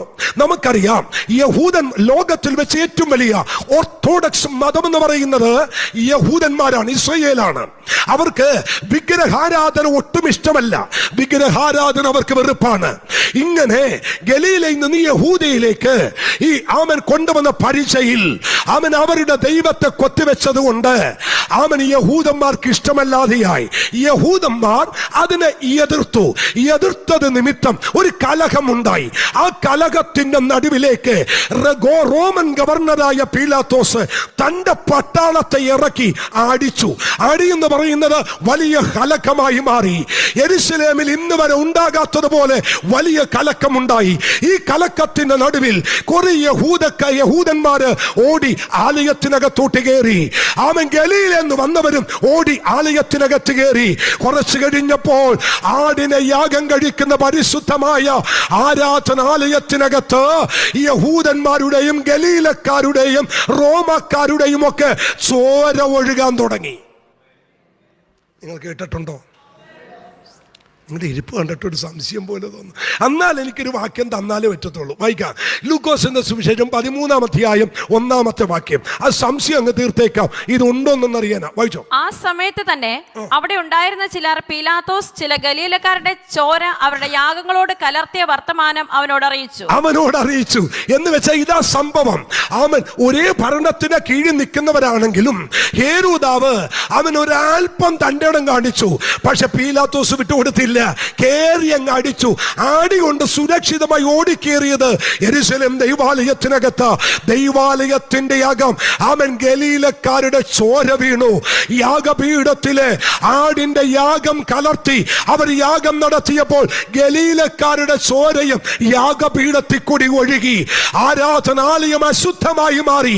ഈ ഒറ്റ കാരണം കൊണ്ട് റോമൻ ഗവർണറായ പീലാത്തോസും ഹെരോദാവും തമ്മിൽ വൈരമായി, പിണക്കമായി. ഒരുമിച്ച് കൈയൊടുക്കില്ല, ഒരുമിച്ച് ഒരു സ്ഥലത്തിരിക്കില്ല. എന്നാൽ ഗദസമനയിൽ നിന്നും പിടിക്കപ്പെട്ട് ഹെരോദാവിന്റെ അടുക്കലേക്ക് അഴച്ച പ്രാണനാഥനായ യേശുവിനെ ന്യായവിധിക്ക് വേണ്ടി വിട്ടപ്പോൾ പീലാത്തോസായ ഗവർണർ ഒരു കത്തെഴുതി. ആ കത്തിന്റെ പ്രശസ്ത ഭാഗം ഇങ്ങനെയാണ്: എന്റെ പ്രിയപ്പെട്ട ഹെരോദാവ് അറിയേണ്ടതിന് ഞാൻ ഈ അഴച്ചിരിക്കുന്ന ഗലീലക്കാരനെന്ന് ഇവർ പറയുന്ന ഈ നസ്രത്തുകാരനായ യേശുവിനെ മതകോടതിയിൽ കുറ്റക്കാരൻ എന്ന് വിധിച്ചു. അങ്ങയുടെ അധികാര പരിധിയിലേക്ക് ഈ വിഷയം ഞാൻ കൈമാറുന്നു എന്ന് പറഞ്ഞ് പ്രിയപ്പെട്ടവൻ എന്ന് പറഞ്ഞ് അവസാനിപ്പിച്ചപ്പോ വഴക്കിട്ടിരിക്കുന്ന ഹെരോദാവ് ഇത് വായിച്ച ഉടനെ ആദ്യം തിരിച്ചൊരു കത്തെഴുതി, എനിക്കും പ്രിയപ്പെട്ടവനായ പീലാത്തോസ്. ഒരു സ്വതന്ത്രം പറയാൻ പറ്റുമോ? നിങ്ങൾക്ക് ഇത്തരം പറഞ്ഞിട്ട് മനസ്സിലായില്ല, അടുത്ത പറയുമ്പോൾ മനസ്സിലാകും. എനിക്കും നിങ്ങൾക്കും വേണ്ടി മുറിവേറ്റ, എനിക്ക് നിങ്ങൾക്ക് വേണ്ടി യാഗമായി തീരാൻ പോയ വാഴ്ത്തപ്പെട്ടവനായ മശിഹയുടെ സാന്നിധ്യം വഴക്കിട്ടവരുടെ നടുവിൽ വ്യാപരിച്ചപ്പോൾ അവരുടെ വഴക്ക് മാറി, വൈരം മാറി, അവർ സ്നേഹിതന്മാരായെങ്കിൽ നമ്മുടെ പ്രശ്നം എന്നെ മാറാത്തെ? സ്വത്രം ആമേൻ. ദൂത് മനസ്സിലാകുന്നുണ്ടോ? ഇത് ഞാൻ ഒരു അല്പസമയം ഒന്ന് ധ്യാനിക്കും. ആമേൻ. അച്ഛാ, യേശുവിന്റെ സാന്നിധ്യം അവരുടെ നടുവിൽ വെളിപ്പെട്ടു വന്നപ്പോൾ, യേശു തമ്പുരാന്റെ സാന്നിധ്യം അവരുടെ നടുവിൽ വെളിപ്പെട്ടു വന്നപ്പോൾ അവർ തമ്മിലുള്ള വൈരം മാറി. ക്രൂശിക്കാനായി ഏൽപ്പിച്ചത്, ന്യായവിധിക്കായി ഏൽപ്പിച്ചത്, ന്യായവിധിക്ക് വേണ്ടി പറഞ്ഞു വിട്ട യേശുവിന്റെ സാന്നിധ്യം അവൻ ഇവരെ തമ്മിൽ ഇണക്കിയെങ്കിൽ, ഞാനൊന്ന് ചോദിച്ചോട്ടെ, നിങ്ങളും ഞാനും കണ്ടതായ ക്രൂസ് യേശുവിന്റെ ക്രൂസല്ലേ? ഇന്നും ഇണങ്ങാത്തതില്ലേ? ഇന്നും പിണങ്ങിയിരിക്കുന്നതില്ലേ? ഇന്നും മനസ്സുകൊണ്ട് അടുക്കാത്തതില്ലേ? പക്ഷെ ഈ ഉപവാസത്തിന്റെ നടുവില് ആത്മാവിന് നിങ്ങളോട് ഇടപെടാനുള്ളത് സകല ആമൻ വൈരവും മാറ്റി ഇന്ന് രാത്രി ദൈവത്തെ ആരാധിച്ചേക്കണം. ഒരു നല്ല ഹല്ലേലൂയ എന്ന് പറ. ഉറക്കെ കൂടി ഒരു സ്വതന്ത്രം പറ. ഈ പ്രാരംഭ ആമൻ സമയത്ത് ഒരു വലിയ ആത്മീയ അന്തരീക്ഷം ഞാൻ പ്രതീക്ഷിക്കുന്നില്ല. നിങ്ങൾ ഹല്ലേലൂയ പോലും പറയത്തില്ലെന്ന് എനിക്കറിയാം. എന്നാലും ഞാൻ 2 ഹല്ലേലൂയ എക്സ്ട്രാ ഇട്ടിട്ട് എന്നോടുള്ള ദൂത് തന്നെ ഞാനിങ്ങ് പറയുക. എന്നും ഈ ഫോൺ വിളിക്കുമ്പോഴേ ഫേവറേറ്റിൽ കിടക്കുന്ന 10 നമ്പറില്ലേ, 10 നമ്പര്, അച്ചാമ്മയുടെയും ശോശാമ്മയുടെയും ഗ്രേസിയുടെയും പൊന്നൂസിന്റെ നമ്പര്, അത് മാത്രമല്ല എന്ന് നീ കുത്തി വിളിച്ചോണ്ടിരിക്കുന്നേ. ഭർത്താവിന്റെ ഭർത്താവിന്റെ പെങ്ങളില്ലേ, അമ്മായിയമ്മ ഇല്ലേ, അമ്മായിയപ്പനില്ലേ, ചിറ്റപ്പനില്ലേ, ചിറ്റമ്മ ഇല്ലേ, എന്നും ഇട്ടാവട്ടത്ത് വിളിക്കുന്ന 10 പേരെയല്ലേ കഴിഞ്ഞ 10 വർഷമായിട്ട് വിളിച്ചുകൊണ്ടിരിക്കുന്നേ. വേറെ ആരും നിനക്കില്ലേ? എല്ലാവരും ഉണ്ട്. അവരെ വിളിക്കാൻ പറ്റാത്ത എന്നാന്നറിയാമോ? നിന്റെ ഹൃദയത്തിനകത്ത് കയ്പാണ്, നിന്റെ ഹൃദയത്തിനകത്ത് അവിടെ പൊറുക്കാൻ പറ്റതാണ്. പെന്തക്കോസ്ത് സഭ നന്നാകണമെങ്കിൽ, പെന്തക്കോസ്ത് സഭ അനുഗ്രഹിക്കപ്പെടണമെങ്കിൽ ഒരൊറ്റ ദൂത് പറയുക, നിങ്ങളുടെ ഹൃദയ നിലവാരം മാറണം.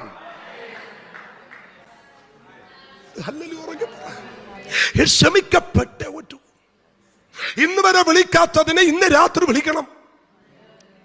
നാത്തൂനെ വിളിച്ചിട്ടില്ല, ഇന്ന് വിളിക്കണം. അനിയന്റെ ഭാര്യ, ചേട്ടന്റെ ഭാര്യ ഇന്നൊരു വിളിച്ചിട്ടില്ല, വിളിക്കണം.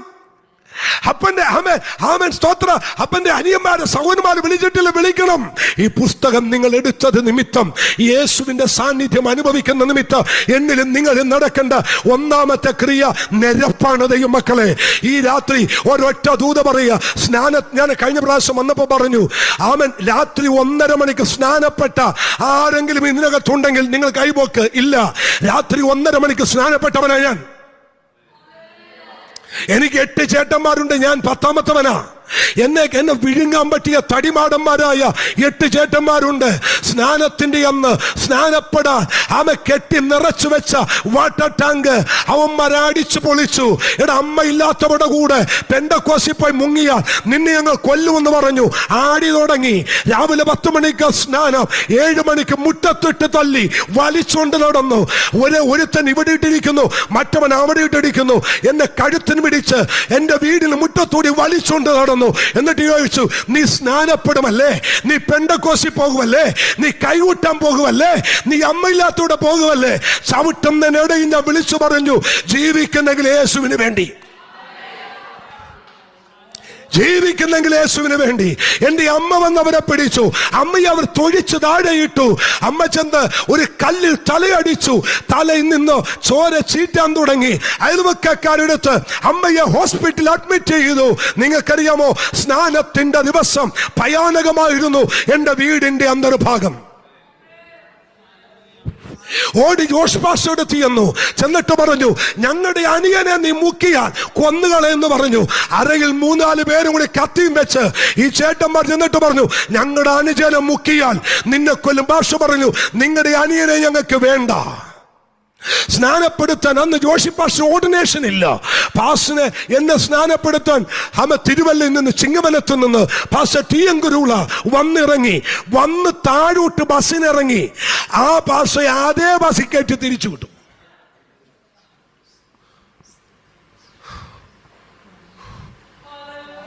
സ്വതന്ത്രം. റോയ് പാസ്റ്റേ ഒരുമിച്ചിരുന്ന്, ഒരു ബാറിനകത്തിരുന്ന്, ഒരു കള്ള് ഷാപ്പിൽ നിന്ന്, ഒരു ചാരായ ഷാപ്പിൽ നിന്ന് ഒരുമിച്ച് ഞാൻ മേടിക്കുന്ന കുപ്പിയിടത്തുനിന്ന് ഇവന്മാർ മേടിക്കും, അവന്മാരുടെ കുപ്പിയിൽ നിന്ന് ഞാൻ മേടിക്കും. ഒരുമിച്ചിരുന്ന് പാട്ടുപാടി ലക്ക് കെട്ട് വീട്ടിനകത്ത് വന്ന് തമ്മിലിടിച്ചുകൊണ്ടിരുന്ന ഞാൻ രക്ഷപ്പെടാൻ പോയിട്ട് എന്നെ രക്ഷപ്പെടാൻ അനുവദിക്കത്തില്ല. ഞാൻ തീരുമാനിച്ചു, അങ്ങനെ എന്നെ രക്ഷപ്പെടുത്തില്ലെങ്കിൽ ഇവന്മാരെ വെച്ചേക്കണ്ട. വീട്ടിൽ കിടന്നൊരു ആയുധമുണ്ട് തട്ടിന്റെ മണ്ടയിൽ. പണ്ട് ലീഫ് എടുത്ത് വണ്ടിയുടെ ലീഫ് സ്വന്തം കയ്യിലെ കാശ് കൊണ്ട് അടിപ്പിച്ച് രണ്ട് സൈഡും മൂർച്ച വെച്ച ഒരായുധമുണ്ട്, അതെടുത്ത് രാത്രി വെട്ടാൻ തീരുമാനിച്ചു. പക്ഷെ പാസ്റ്റർ വിട്ടില്ല. പാസ്റ്ററിനെ പിടിച്ചു വലിച്ച് വീട്ടിൽ കൊണ്ടുപോയി. വിടത്തില്ലെന്ന് പറഞ്ഞു. എന്നെ വീട്ടിലിരുത്തി. ഞാൻ പാസ്റ്റർ ഇനി പെന്തക്കോസും ഇല്ല, പുസ്തകവും ഇല്ല, നന്നാകാൻ വിചാരിച്ചിട്ടും നന്നാകാൻ വിടാത്ത ഇവനൊക്കെ ഒരെണ്ണത്തെ ഞാൻ വെക്കത്തില്ല. അതിന് കാര്യങ്ങൾ പക്ഷെ പറഞ്ഞു വിടത്തില്ല നിന്നെ. രാത്രി 12 രാത്രി 1 മണിയായി. പാസ്റ്റർ ഇരുന്ന് വചനം പറയുക. 1 മണിയായപ്പോൾ മൊർദെഖായിയുടെ, എസ്തേറിന്റെ, ഹാമാന്റെ ചരിത്രം പാസ്റ്റർ തൊടാൻ തുടങ്ങി. ആമൻ 1 മണിയായപ്പോൾ ഞാൻ വാവിട്ട് കരയാൻ തുടങ്ങി. അവന് പാസ്റ്റർ എനിക്ക് യേശുവിനെ ഇഷ്ടമാ പാസ്റ്റർ, പക്ഷെ ഇവന്മാർ അനുവദിക്കത്തില്ല. പാസ്റ്റർ ഇന്ന് രാത്രി നിന്നെ ഞാൻ സ്നാനപ്പെടുത്തും. എന്നെ ഒരു ഹെർക്കുലീസിന്റെ സൈക്കിളെ കയറ്റിയിരുത്തി എന്നെ കയറ്റി കണ്ടക്കടമെന്ന് പറയുന്ന സ്ഥലത്തുനിന്ന് ചെല്ലാനത്തോട്ട് സൈക്കിളെ കയറ്റി ചവിട്ടിക്കൊണ്ടുപോയി. അവിടെ ചെന്ന് ഏകദേശം 1 മണി കഴിഞ്ഞ് 1:30 ചെല്ലാനത്തൊരു പാസിന് വാദിക്കൽ പോയി മുട്ടി. ആ ദൈവദാസൻ നിത്യതയില്ല, കുക്ക് ജോണി പാസ് എന്ന് പറയും. ആ ദൈവദാസനെ വിളിച്ചെഴുന്നേപ്പിച്ചു. എന്നാന്ന് ചോദിച്ചു. ആമേൻ, ഒരാളെ സ്നാനപ്പെടുത്തണം. പാസ് ചോദിച്ചു, ആരെ? ദാണ്ട് നിൽക്കുന്നു. പുള്ളിയെ ജീവൻ ചത്തുപോകുമ്പോ നേരം വെളുത്താൽ സ്നാനപ്പെടുത്തിയ പോലെ ഇവന് മാരകമായ അസുഖം വല്ലതുണ്ടോ? നേരം വെളുക്കുന്നതിന് ഇവൻ ജീവിക്കത്തില്ലേ? ഇല്ല പക്ഷേ, നേരം വെളുത്ത ഇവനെ കിട്ടത്തില്ല. നേരം വെളുത്ത ഇവനെ കയ്യിൽ കിട്ടത്തില്ല. മുക്കാമെങ്കിൽ ഇപ്പം മുക്കിക്കോ. പക്ഷേ ഈ മാർച്ച് മാസം, ഏപ്രിൽ മാസം കണ്ടവും പാടവും എല്ലാം ഉണങ്ങിക്കിടക്കുന്നു. എവിടെയാ വെള്ളം? ഉള്ളിടത്തുകൊണ്ടുപോയി മുക്കി. അവസാനം എന്നെ കൊണ്ട് ഒരു കണ്ടത്തിൽ പോയി, ഒരു പാടത്ത് പോയി. വെള്ളമില്ല. ഇത്രയും വെള്ളമുള്ളൂ. എന്നോട് പാസ്റ്റർ വെള്ളമില്ല, ഇനി എവിടെ പോയി സ്നാനപ്പെടുത്താനാ? 2 മണി വെളുപ്പിന് എന്നെ പാസ്റ്റർ ഇരുത്തിയിട്ട് മുക്കി. ഇത്രയും ഭാഗം മുങ്ങിയില്ല. മുങ്ങാഞ്ഞുകൊണ്ട് ചെളിയിലേക്ക് അമർത്തി മുക്കി. നിങ്ങളെല്ലാം ശുദ്ധമായ ജലത്തിൽ മുങ്ങിയ ഇങ്ങനെ ഇരിക്കുന്നേ. ഞാൻ ചെളിയിലാ മുങ്ങി പൊങ്ങിയത്. ഒരു അല്ലല്ലോ പറ. അതിനകത്തൊന്ന് മുങ്ങി പൊങ്ങി വെളുപ്പിന് 2 മണിക്ക് സ്നാനപ്പെട്ടു. പക്ഷെ ഒരു കാര്യം കേൾക്കണോ? സ്നാനപ്പെടാൻ വെള്ളത്തിൽ ഇറങ്ങുന്നവരെ ഭാഷേ എനിക്ക് ഭയങ്കര ദേഷ്യമാണ്. ദേഷ്യം മാത്രമല്ല, ഞാനൊരു കാര്യം ചെയ്യണമെന്ന് വെച്ചാൽ ചെയ്യാതെ കിടന്നുറങ്ങത്തില്ല. അത് എത്ര വമ്പനാണേലും എത്ര കൊമ്പനാണേലും ഞാനത് ചെയ്യും. അപ്പൊ എൻ്റെ അകത്ത് ഈ വെള്ളത്തിൽ മുങ്ങുന്നത് വരെ ഒരു പണി എനിക്കിട്ട് തല്ലിയവനെ ഞാനൊരു പണി കൊടുത്തിരിക്കും. ഇത് ചിന്തിച്ചുകൊണ്ടാണ് വെള്ളത്തിലേക്ക് ഇറങ്ങിയത്. പക്ഷെ ഈ പാർശ്വ മുക്കിപ്പിടിച്ചത് എവിടെയാന്നറിയില്ല. മുങ്ങിപ്പൊങ്ങിയപ്പോ യേശുവിന്റെ ക്രൂസ് മരണം ഞാൻ കണ്ടു. എനിക്ക് വേണ്ടി തകർക്കപ്പെട്ടവനെ കണ്ടു. എനിക്ക് വേണ്ടി ഹൃദയം തുറന്നവനെ കണ്ടു. എനിക്ക് വേണ്ടി അടിക്കപ്പെട്ട് ചോര ഒഴുക്കുന്നവനെ കണ്ടു. റോയ് പാഷേ, ഞാൻ അവിടെ നിന്ന് എഴുന്നേക്കുന്നത് വാവിട്ട് കരഞ്ഞുകൊണ്ടാണ്. ജോഷി പാഷ വെച്ച് എന്താടാ നീ കരയുന്നേ? ഞാൻ ഭാഷ എനിക്ക് സങ്കടം വയ്യ ഭാഷ. നീ എന്താ ഭാഷ? ഞാൻ വെള്ളത്തിലേക്ക് മുങ്ങുമ്പോ ഞാൻ കണ്ട കാഴ്ച എന്നാന്നറിയോ? രാജീവ് ഗാന്ധി മരിച്ചില്ലേ വെടികൊണ്ട്? പക്ഷെ അന്ന് ഞാൻ ഒളിവിലിരിക്കുക. എൻ്റെ അപ്പനെ കൊല്ലാൻ പിടിച്ചിട്ട് അപ്പൻ്റെ ഓർമ്മ പോയി, അപ്പൻ്റെ ബോധം പോയി, നിലത്തുനിന്ന് താഴെ വീണു, ചത്തെന്ന് കരുതി കിട്ടിയ ബാഗ് എടുത്ത് ഞാൻ മസല കൂടി പോയി ഒളിവിലിരിക്കുക. രാജീവ് ഗാന്ധി മരിക്കുമ്പോൾ അന്ന് കാണുന്നത് എൻ്റെ അപ്പൻ കയ്യിൽ കിടന്ന് പിടക്കുന്നതാ. ഞാൻ മനി കർത്താവേ, ഇവിടെ നിന്ന് എഴുന്നേറ്റ് ചെന്ന ഞാൻ ക്ഷമ ചോദിച്ചുകൊള്ളാം. പേപ്പട്ടിയെ പോലെ തിരിച്ചു വീട്ടിൽ വന്നു. കഥകെ കൊട്ടി അപ്പനെ വിളിച്ചു എഴുന്നേപ്പിച്ചു. കെട്ടിപ്പിടിച്ച് ക്ഷമ പറഞ്ഞു, അമ്മയോട് ക്ഷമ പറഞ്ഞു. പിറ്റേ ദിവസം നേരം വെളുത്ത് മൾഗാടില്ലാത്തൊരു സൈക്കിളുണ്ട്. ആ സൈക്കിളും എടുത്ത് തല്ലിയവൻ്റെയും എന്നെയും കൊല്ലാൻ നോക്കിയവന്റെ വീട്ടിൽ ചെന്ന് കാല് പിടിച്ച് കെട്ടിപ്പിടിച്ച് ഉമ്മ കൊടുത്ത് ക്ഷമ പറഞ്ഞു. അന്നു മുതൽ ഇന്ന് വരെ അവർ വൈരമല്ല കേട്ടോ, സ്നേഹമാകട്ടോ. ഈ പുസ്തകം എടുത്തുകൊണ്ട് അഭിനയിക്കാനല്ല നമ്മൾ ഇറങ്ങിയത്. ഇന്ന് രാത്രി കരമടിച്ച് ദൈവത്തിന് നന്ദി പറ. പരിശുദ്ധാത്മാവ് ഞാൻ പറയുന്നു, അകത്തെ വൈരങ്ങൾ മാറട്ടെ, അകത്തെ പിണക്കങ്ങൾ മാറട്ടെ, അകത്തുള്ളതായ വ്യക്തികളോടുള്ള വ്യക്തിപരമായുള്ള ഈശ്യങ്ങൾ മാറട്ടെ, പിണക്കങ്ങൾ മാറട്ടെ, ചിന്താഗതികൾ മാറട്ടെ. ഇന്ന് രാത്രി ഒരു വിടുതലിന്റെ രാത്രിയോ. ആമേൻ, ഹല്ലേലൂയ. ഈ കഴിഞ്ഞ ദിവസം സ്തോത്രം,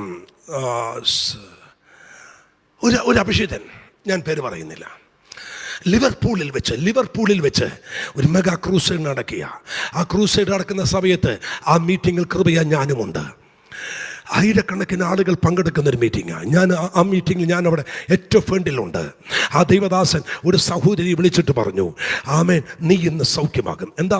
ക്യാൻസറാ, ഇന്ന് സൗഖ്യമാകും. ഇന്ന് പ്രാർത്ഥിച്ചിട്ട് നീ പോയി നാളെ ചെക്ക് ചെയ്യണം കേട്ടോ എന്ന് പറഞ്ഞു. പ്രാർത്ഥിച്ചിട്ട് വിട്ടു. പിറ്റേ ദിവസത്തെ മീറ്റിങ്ങിൽ ആമേൻ അവർ വന്നു. സൗഖ്യമായില്ല.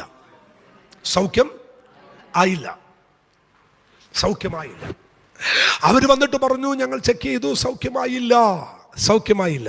പാസ്റ്റർ ഉടനെ കണ്ണടക്കാൻ പറഞ്ഞു. കണ്ണടച്ചു. പ്രാർത്ഥിച്ചിട്ട് പുള്ളി പറഞ്ഞു, ഇന്ന പേര് ദൈവം കാണിക്കുന്നു. അവയൊരു മിണ്ടാ നീക്കിയാൻ.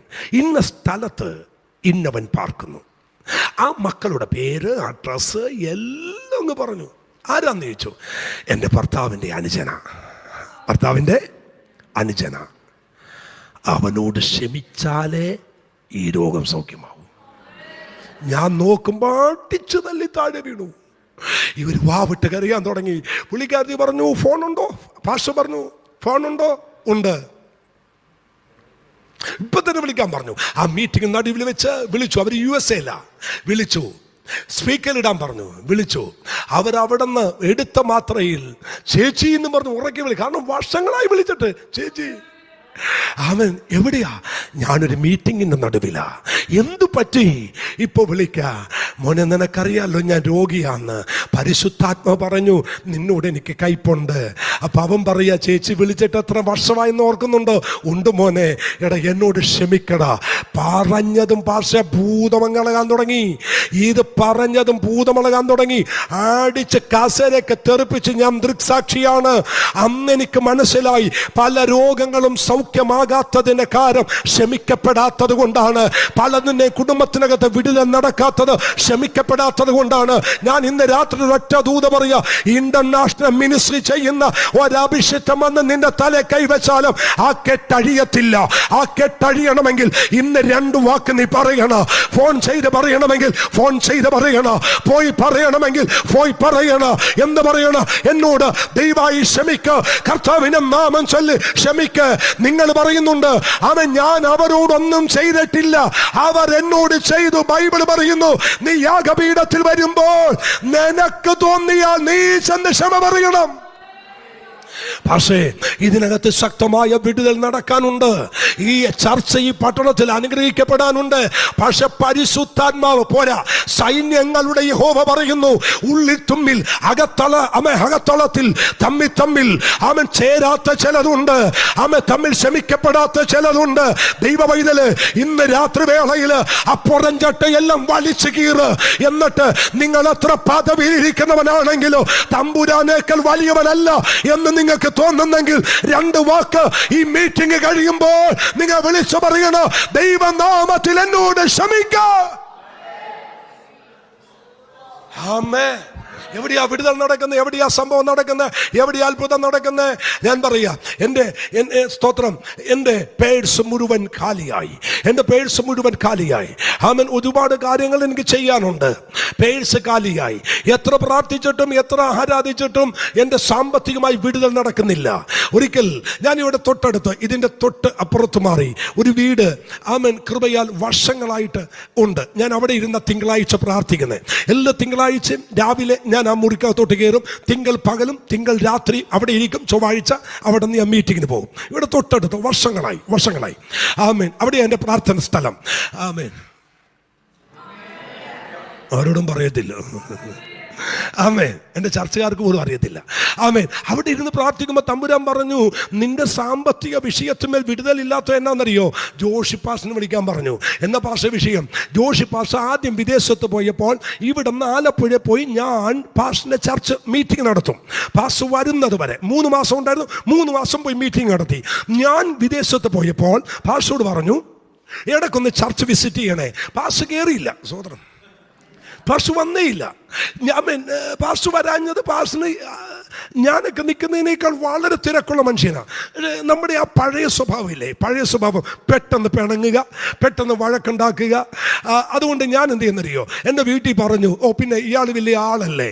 ഞാൻ വിളിച്ചിട്ട് ഞാൻ പോയി. പക്ഷെ എൻ്റെ ചർച്ചിലൂട്ടി പുള്ളി എന്ത് ചെയ്തില്ല, വന്നില്ല. അതുകൊണ്ട് ഈ ഫോൺ എടുത്തിട്ട് ഞാൻ അങ്ങ് സൈലൻ്റ് ആക്കി. പുള്ളിയുടെ നമ്പർ അങ്ങ് ബ്ലോക്ക് ചെയ്തു. പാസ്റ്റർ വിളിയോട് വിളിയാ, ഞാൻ എടുക്കത്തില്ല. കുറച്ച് ദിവസം കഴിഞ്ഞ് ബ്ലോക്ക് മാറ്റി. അപ്പോഴും പാസ്റ്റർ വിളിക്കുന്നു, ഞാൻ കട്ട് ചെയ്ത് കളയും. കുറേ ദിവസമായി, മാസങ്ങളായി പാസ്റ്ററോട് മിണ്ടത്തില്ല. പാസ്റ്റർ വിളിച്ച ഫോൺ എടുക്കത്തില്ല. കുറച്ച് കഴിഞ്ഞപ്പോൾ ഉണ്ടല്ലോ, ആമേൻ, എൻ്റെ പേഴ്സ് അങ്ങ് കാലിയാകാൻ തുടങ്ങി. പക്ഷേ സത്യം, പേഴ്സ് അങ്ങ് കാലിയാകാൻ തുടങ്ങി. ഇവിടെ ഇരുന്ന് രാവിലെ പ്രാർത്ഥിക്കുമ്പോൾ എന്നോട് കർത്താവ് പറഞ്ഞു, നിന്റെ പേഴ്സ് നിറയാനല്ല നീ പ്രാർത്ഥിക്കുന്നേ, എടാ അടച്ചത് ഞാനാടാ. നിന്റെ അപ്പന് തുല്യമായി നിന്നെ സ്നേഹിക്കുന്ന നിന്റെ ദൈവദാസനോട് ക്ഷമിക്കപ്പെടാതെ ഞാൻ നിന്റെ സാമ്പത്തിക കെട്ടി ഞാൻ പൊട്ടിക്കത്തില്ല. അവിടെ ഇരുന്ന് റോയ് പാസ്റ്റർ ഞാൻ വിളിച്ചോടനെ ജോഷി പാസ്റ്റർ, എവിടെയാടാ നീ? ഞാൻ പറഞ്ഞു, ഞാനിവിടെ ഉണ്ട്. നീ എന്താടാ വിളിച്ചിട്ട് ഫോൺ എടുക്കാത്ത? ഞാനപ്പോൾ കരയാൻ തുടങ്ങി. നീ കാര്യം പറയണം പാസ്റ്റർ, എനിക്ക് സത്യമായിട്ടും പാസ്റ്ററോട് വഴക്കാം. എന്താ വഴക്കാത്ത? പാസ്റ്റർ എൻ്റെ ചർച്ചിൽ വന്നില്ലല്ലോ. എടാ അതിന് കാരണമുണ്ടടാ. നമ്മൾ എന്ത് കാരണം ഉണ്ടെങ്കിലും പാസ്റ്ററോട് വഴക്കിട്ടിരിക്കുക. പിന്നെ എന്താ ഇപ്പം നീ വിളിച്ചേ? പരിശുദ്ധാത്മാവിനെ കൊടഞ്ഞതുകൊണ്ടാണ്. പാസ്റ്റർ എവിടെയുണ്ട്? ഞാൻ ഇന്നടത്തുണ്ട്. 2.5 മണിക്കൂർ പാസ്റ്റേ. ഈ മനുഷ്യന് അന്നൊരു ടാറ്റയുടെ ഒരു വണ്ടിയാ. ആ വണ്ടിയും എടുത്ത് പാസ്റ്റർ ഇവിടെ വന്ന് എൻ്റെ ഇരിക്കുന്ന മുറിക്കകത്ത് വന്നു എന്നെ കെട്ടിപ്പിടിച്ചു. നീ എൻ്റെ മകനല്ലേടാ, നിനക്കൊരു വാക്ക് പറയണ്ടേ? അങ്ങനെ അകത്തൊരു പ്രശ്നമുണ്ടെങ്കിൽ അത് പറഞ്ഞു തീർക്കണ്ടേ? കെട്ടിപ്പിടിച്ചു. അന്ന് രാത്രി എന്നോടൊപ്പം ആ പ്രാർത്ഥന മുറിയിലിരുന്നു. ബ്രേക്ക്ഫാസ്റ്റ് കഴിച്ചു. പാസ്റ്ററിനെ പ്രാർത്ഥിച്ച് അനുഗ്രഹിച്ച് കടന്നുപോയി. അന്ന് മുതൽ ഇന്ന് വരെ എൻ്റെ പേഴ്സ് ാക്കിയിട്ടില്ല. അവൻ ഒരൊറ്റ കാര്യം എനിക്ക് മനസ്സിലായി, നമ്മുടെ സാമ്പത്തിക നന്മകൾ, ചില വിടുതലുകൾ തടഞ്ഞു വെച്ചിരിക്കുന്നത് ഒരൊറ്റ സോറിയുടെ ബലത്തിലാ. ഒരു അല്ലല്ലോ എന്ന് പറയാമോ? ഈ പകൽ ഞാൻ പക്ഷേ പകല് വരെ പ്രാർത്ഥിച്ച, ഉച്ച കഴിഞ്ഞ ശേഷം പ്രാർത്ഥിച്ച ഞാൻ ഈ മെസ്സേജ് എടുത്തത്, എന്നോട് കർത്താവ് പറഞ്ഞു, ഈ സഭയെ കുറിച്ചുള്ള ദൈവിക പദ്ധതി വലുതാണ്, അത് ചെറുതല്ല. പക്ഷേ അതിനെ തടസ്സമാക്കുന്നത് അല്പസ്വല്പമായ കയ്പിന്റെ വേരുകൾ അവൻ അകത്തളത്തിൽ മുളക്കുമ്പോൾ ഇന്ന് രാത്രി വേള അത് ദൈവദാസനോടുണ്ടോ, അത് ദൈവദാസിയോടുണ്ടോ, അത് ചർച്ചിലെ ലീഡേഴ്സിനുണ്ടോ? ഇന്നത്തെ മീറ്റിംഗിൽ അത് വിളിച്ചു പറഞ്ഞ് തീർക്കുക. ഒരു വലിയ വിടുതൽ ഈ പകൽ എൻ്റെ ദൈവത്തിന് ചെയ്യാനുണ്ട്.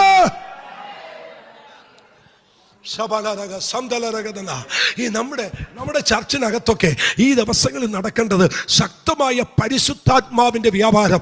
ജനത്തിനകത്തൊരു പാപബോധം കൊണ്ടുവരണം, അല്ലേ? എന്തുകൊണ്ടുവരണം? പാപബോധം കൊണ്ടുവരണം. ഞാൻ അതിനുവേണ്ടി ഈ ദിവസം പ്രാർത്ഥിക്കുന്നേ. പണ്ട് ഞാൻ വന്നപ്പോൾ പറഞ്ഞു എന്നറിയില്ല, റിപ്പീറ്റ് ചെയ്തെങ്കിൽ ക്ഷമിക്കണം. എൻ്റെ അപ്പച്ചൻ എന്ന് പറയുന്നത് സ്തോത്രം ശരിക്കും പ്രാകൃത മനുഷ്യനാണ്. ആമേ, ഒരു വല്ലാത്ത മനുഷ്യനായിരുന്നു. സ്തോത്രം. എല്ലാവരും മീൻ പിടിക്കാൻ 2 പേരും 3 പേരും കൂടിയാണ് പോകുന്നത്. അപ്പച്ചൻ ഒറ്റക്ക വഞ്ചി ഇറക്കി കൊണ്ടുപോകുന്നത്, വള്ളം ഇറക്കി കൊണ്ടുപോകുന്നത്. അത്ര അപ്പൻ്റെ ഒരു കൈ ഞങ്ങളുടെ മേത്ത് വീണേ ഞങ്ങൾ 10 ദിവസം കഴിഞ്ഞ് പൊങ്ങത്തുള്ളൂ. അതുപോലെ കയ്യാ കാണും, ഒരു 1.5 കയ്യാ. അടി കൊള്ളാതിരിക്കാൻ ഞങ്ങൾ നോക്കും. അങ്ങനത്തെ ഒരു മനുഷ്യനാ. ഈ പുള്ളിയെ നന്നാകാൻ വേണ്ടി ഞങ്ങൾ എല്ലാവരും കൂടി നേരെ പോട്ടെ വിട്ടു. എവിടെ? പോട്ടെ. റോയ് പാസ്റ്റർ, ഞങ്ങൾ ഈ കണ്ടക്കടമായിരുന്നു. ഞങ്ങൾക്ക് ആകെ ഒരു 10 സെൻറ്റ് സ്ഥലമേ ഉള്ളൂ. 2 സൈഡും തെങ്ങിൻ തോപ്പ. ഞങ്ങളുടെ എല്ലാം വേറെ ആളുടെയാ.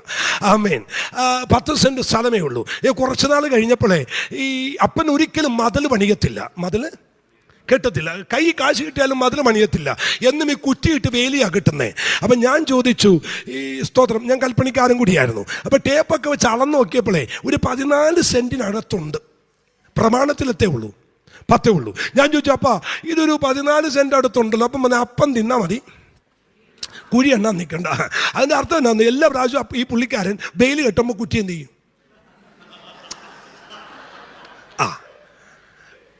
ഞങ്ങളുടെ വീടിൻ്റെ വെയിൽ ഒറ്റ മരം പോലും പിടിച്ചതില്ല. എല്ലാം പുത്തൻ കുറ്റിയ. എല്ലാ വർഷവും വെയിൽ കെട്ടുമ്പോൾ അപ്പച്ചൻ ഇച്ചിരി എന്ത് ചെയ്യും? മാറ്റിക്കെട്ടും. അങ്ങനെ ഇപ്പോൾ 14 സെൻറ്റ് അടുത്തുണ്ട്. അങ്ങനെ ഇരിക്കുമ്പോൾ ഞങ്ങൾ എല്ലാവരും കൂടി നേരെ അപ്പച്ചനെ പോട്ടെ വിട്ടു. അവിടെ ചെന്നപ്പോൾ നായ്ക്കമ്മയുടെ അച്ഛൻ വചനം പ്രസംഗിച്ചുകൊണ്ടിരിക്കുക. 7 ദിവസത്തെ മീറ്റിംഗ് ധ്യാനമാണ്. ചെന്നന്ന് തന്നെ അച്ഛൻ വിളിച്ചു പറയുക, 10 സെൻറ്റ് സ്ഥലമുണ്ടായിരുന്നു, അതിപ്പോൾ 14ആയി. കുറ്റി മാറ്റിക്കുത്തിയ ഒരുത്തന് ഇതിനകത്തിരിപ്പുണ്ട്. ഉടനെ കൂടെ കൊണ്ടുപോയി ജോണിച്ചേനോട് പോയി, ജോണി ഇങ്ങനത്തെ ചതിവ് ചെയ്യരുത്. എന്നാ പറ്റി സേവരേട്ടാ? ഞാൻ മാറ്റിക്കുത്തിയായിരുന്നു. താനെന്തിനോട് പറഞ്ഞു? എൻ്റെ പൊണ്ണ് സേവരേട്ടാ, എനിക്ക് പോലും അറിയില്ല സേവരേട്ട മാറ്റിക്കുത്തിയത്.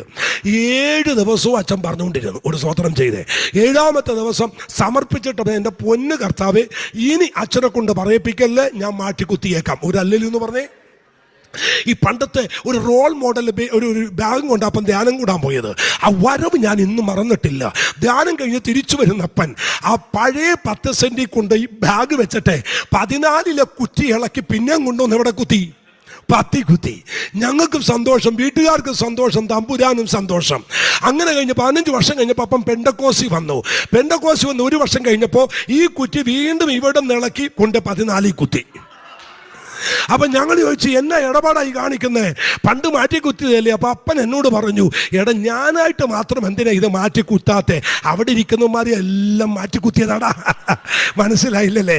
അവിടെ ഇരിക്കുന്ന എല്ലാ അച്ചായനും അമ്മാമ്മയും സെക്രട്ടറിയും ഖജാൻജിയും എല്ലാം മാറ്റി കുത്തിയതാ. ദൂത് മനസ്സിലായോ? ഇതിനകത്ത് വരുന്ന തലമുറ നമ്മുടെ ഈ വാശിയും നമ്മുടെ വൈരാഗ്യവും നമ്മുടെ പിണക്കമൊന്നും അടുത്ത തലമുറക്ക് വേണ്ട. ഭാഷേ അവരവരുടെ പാട്ടിന് പോകും.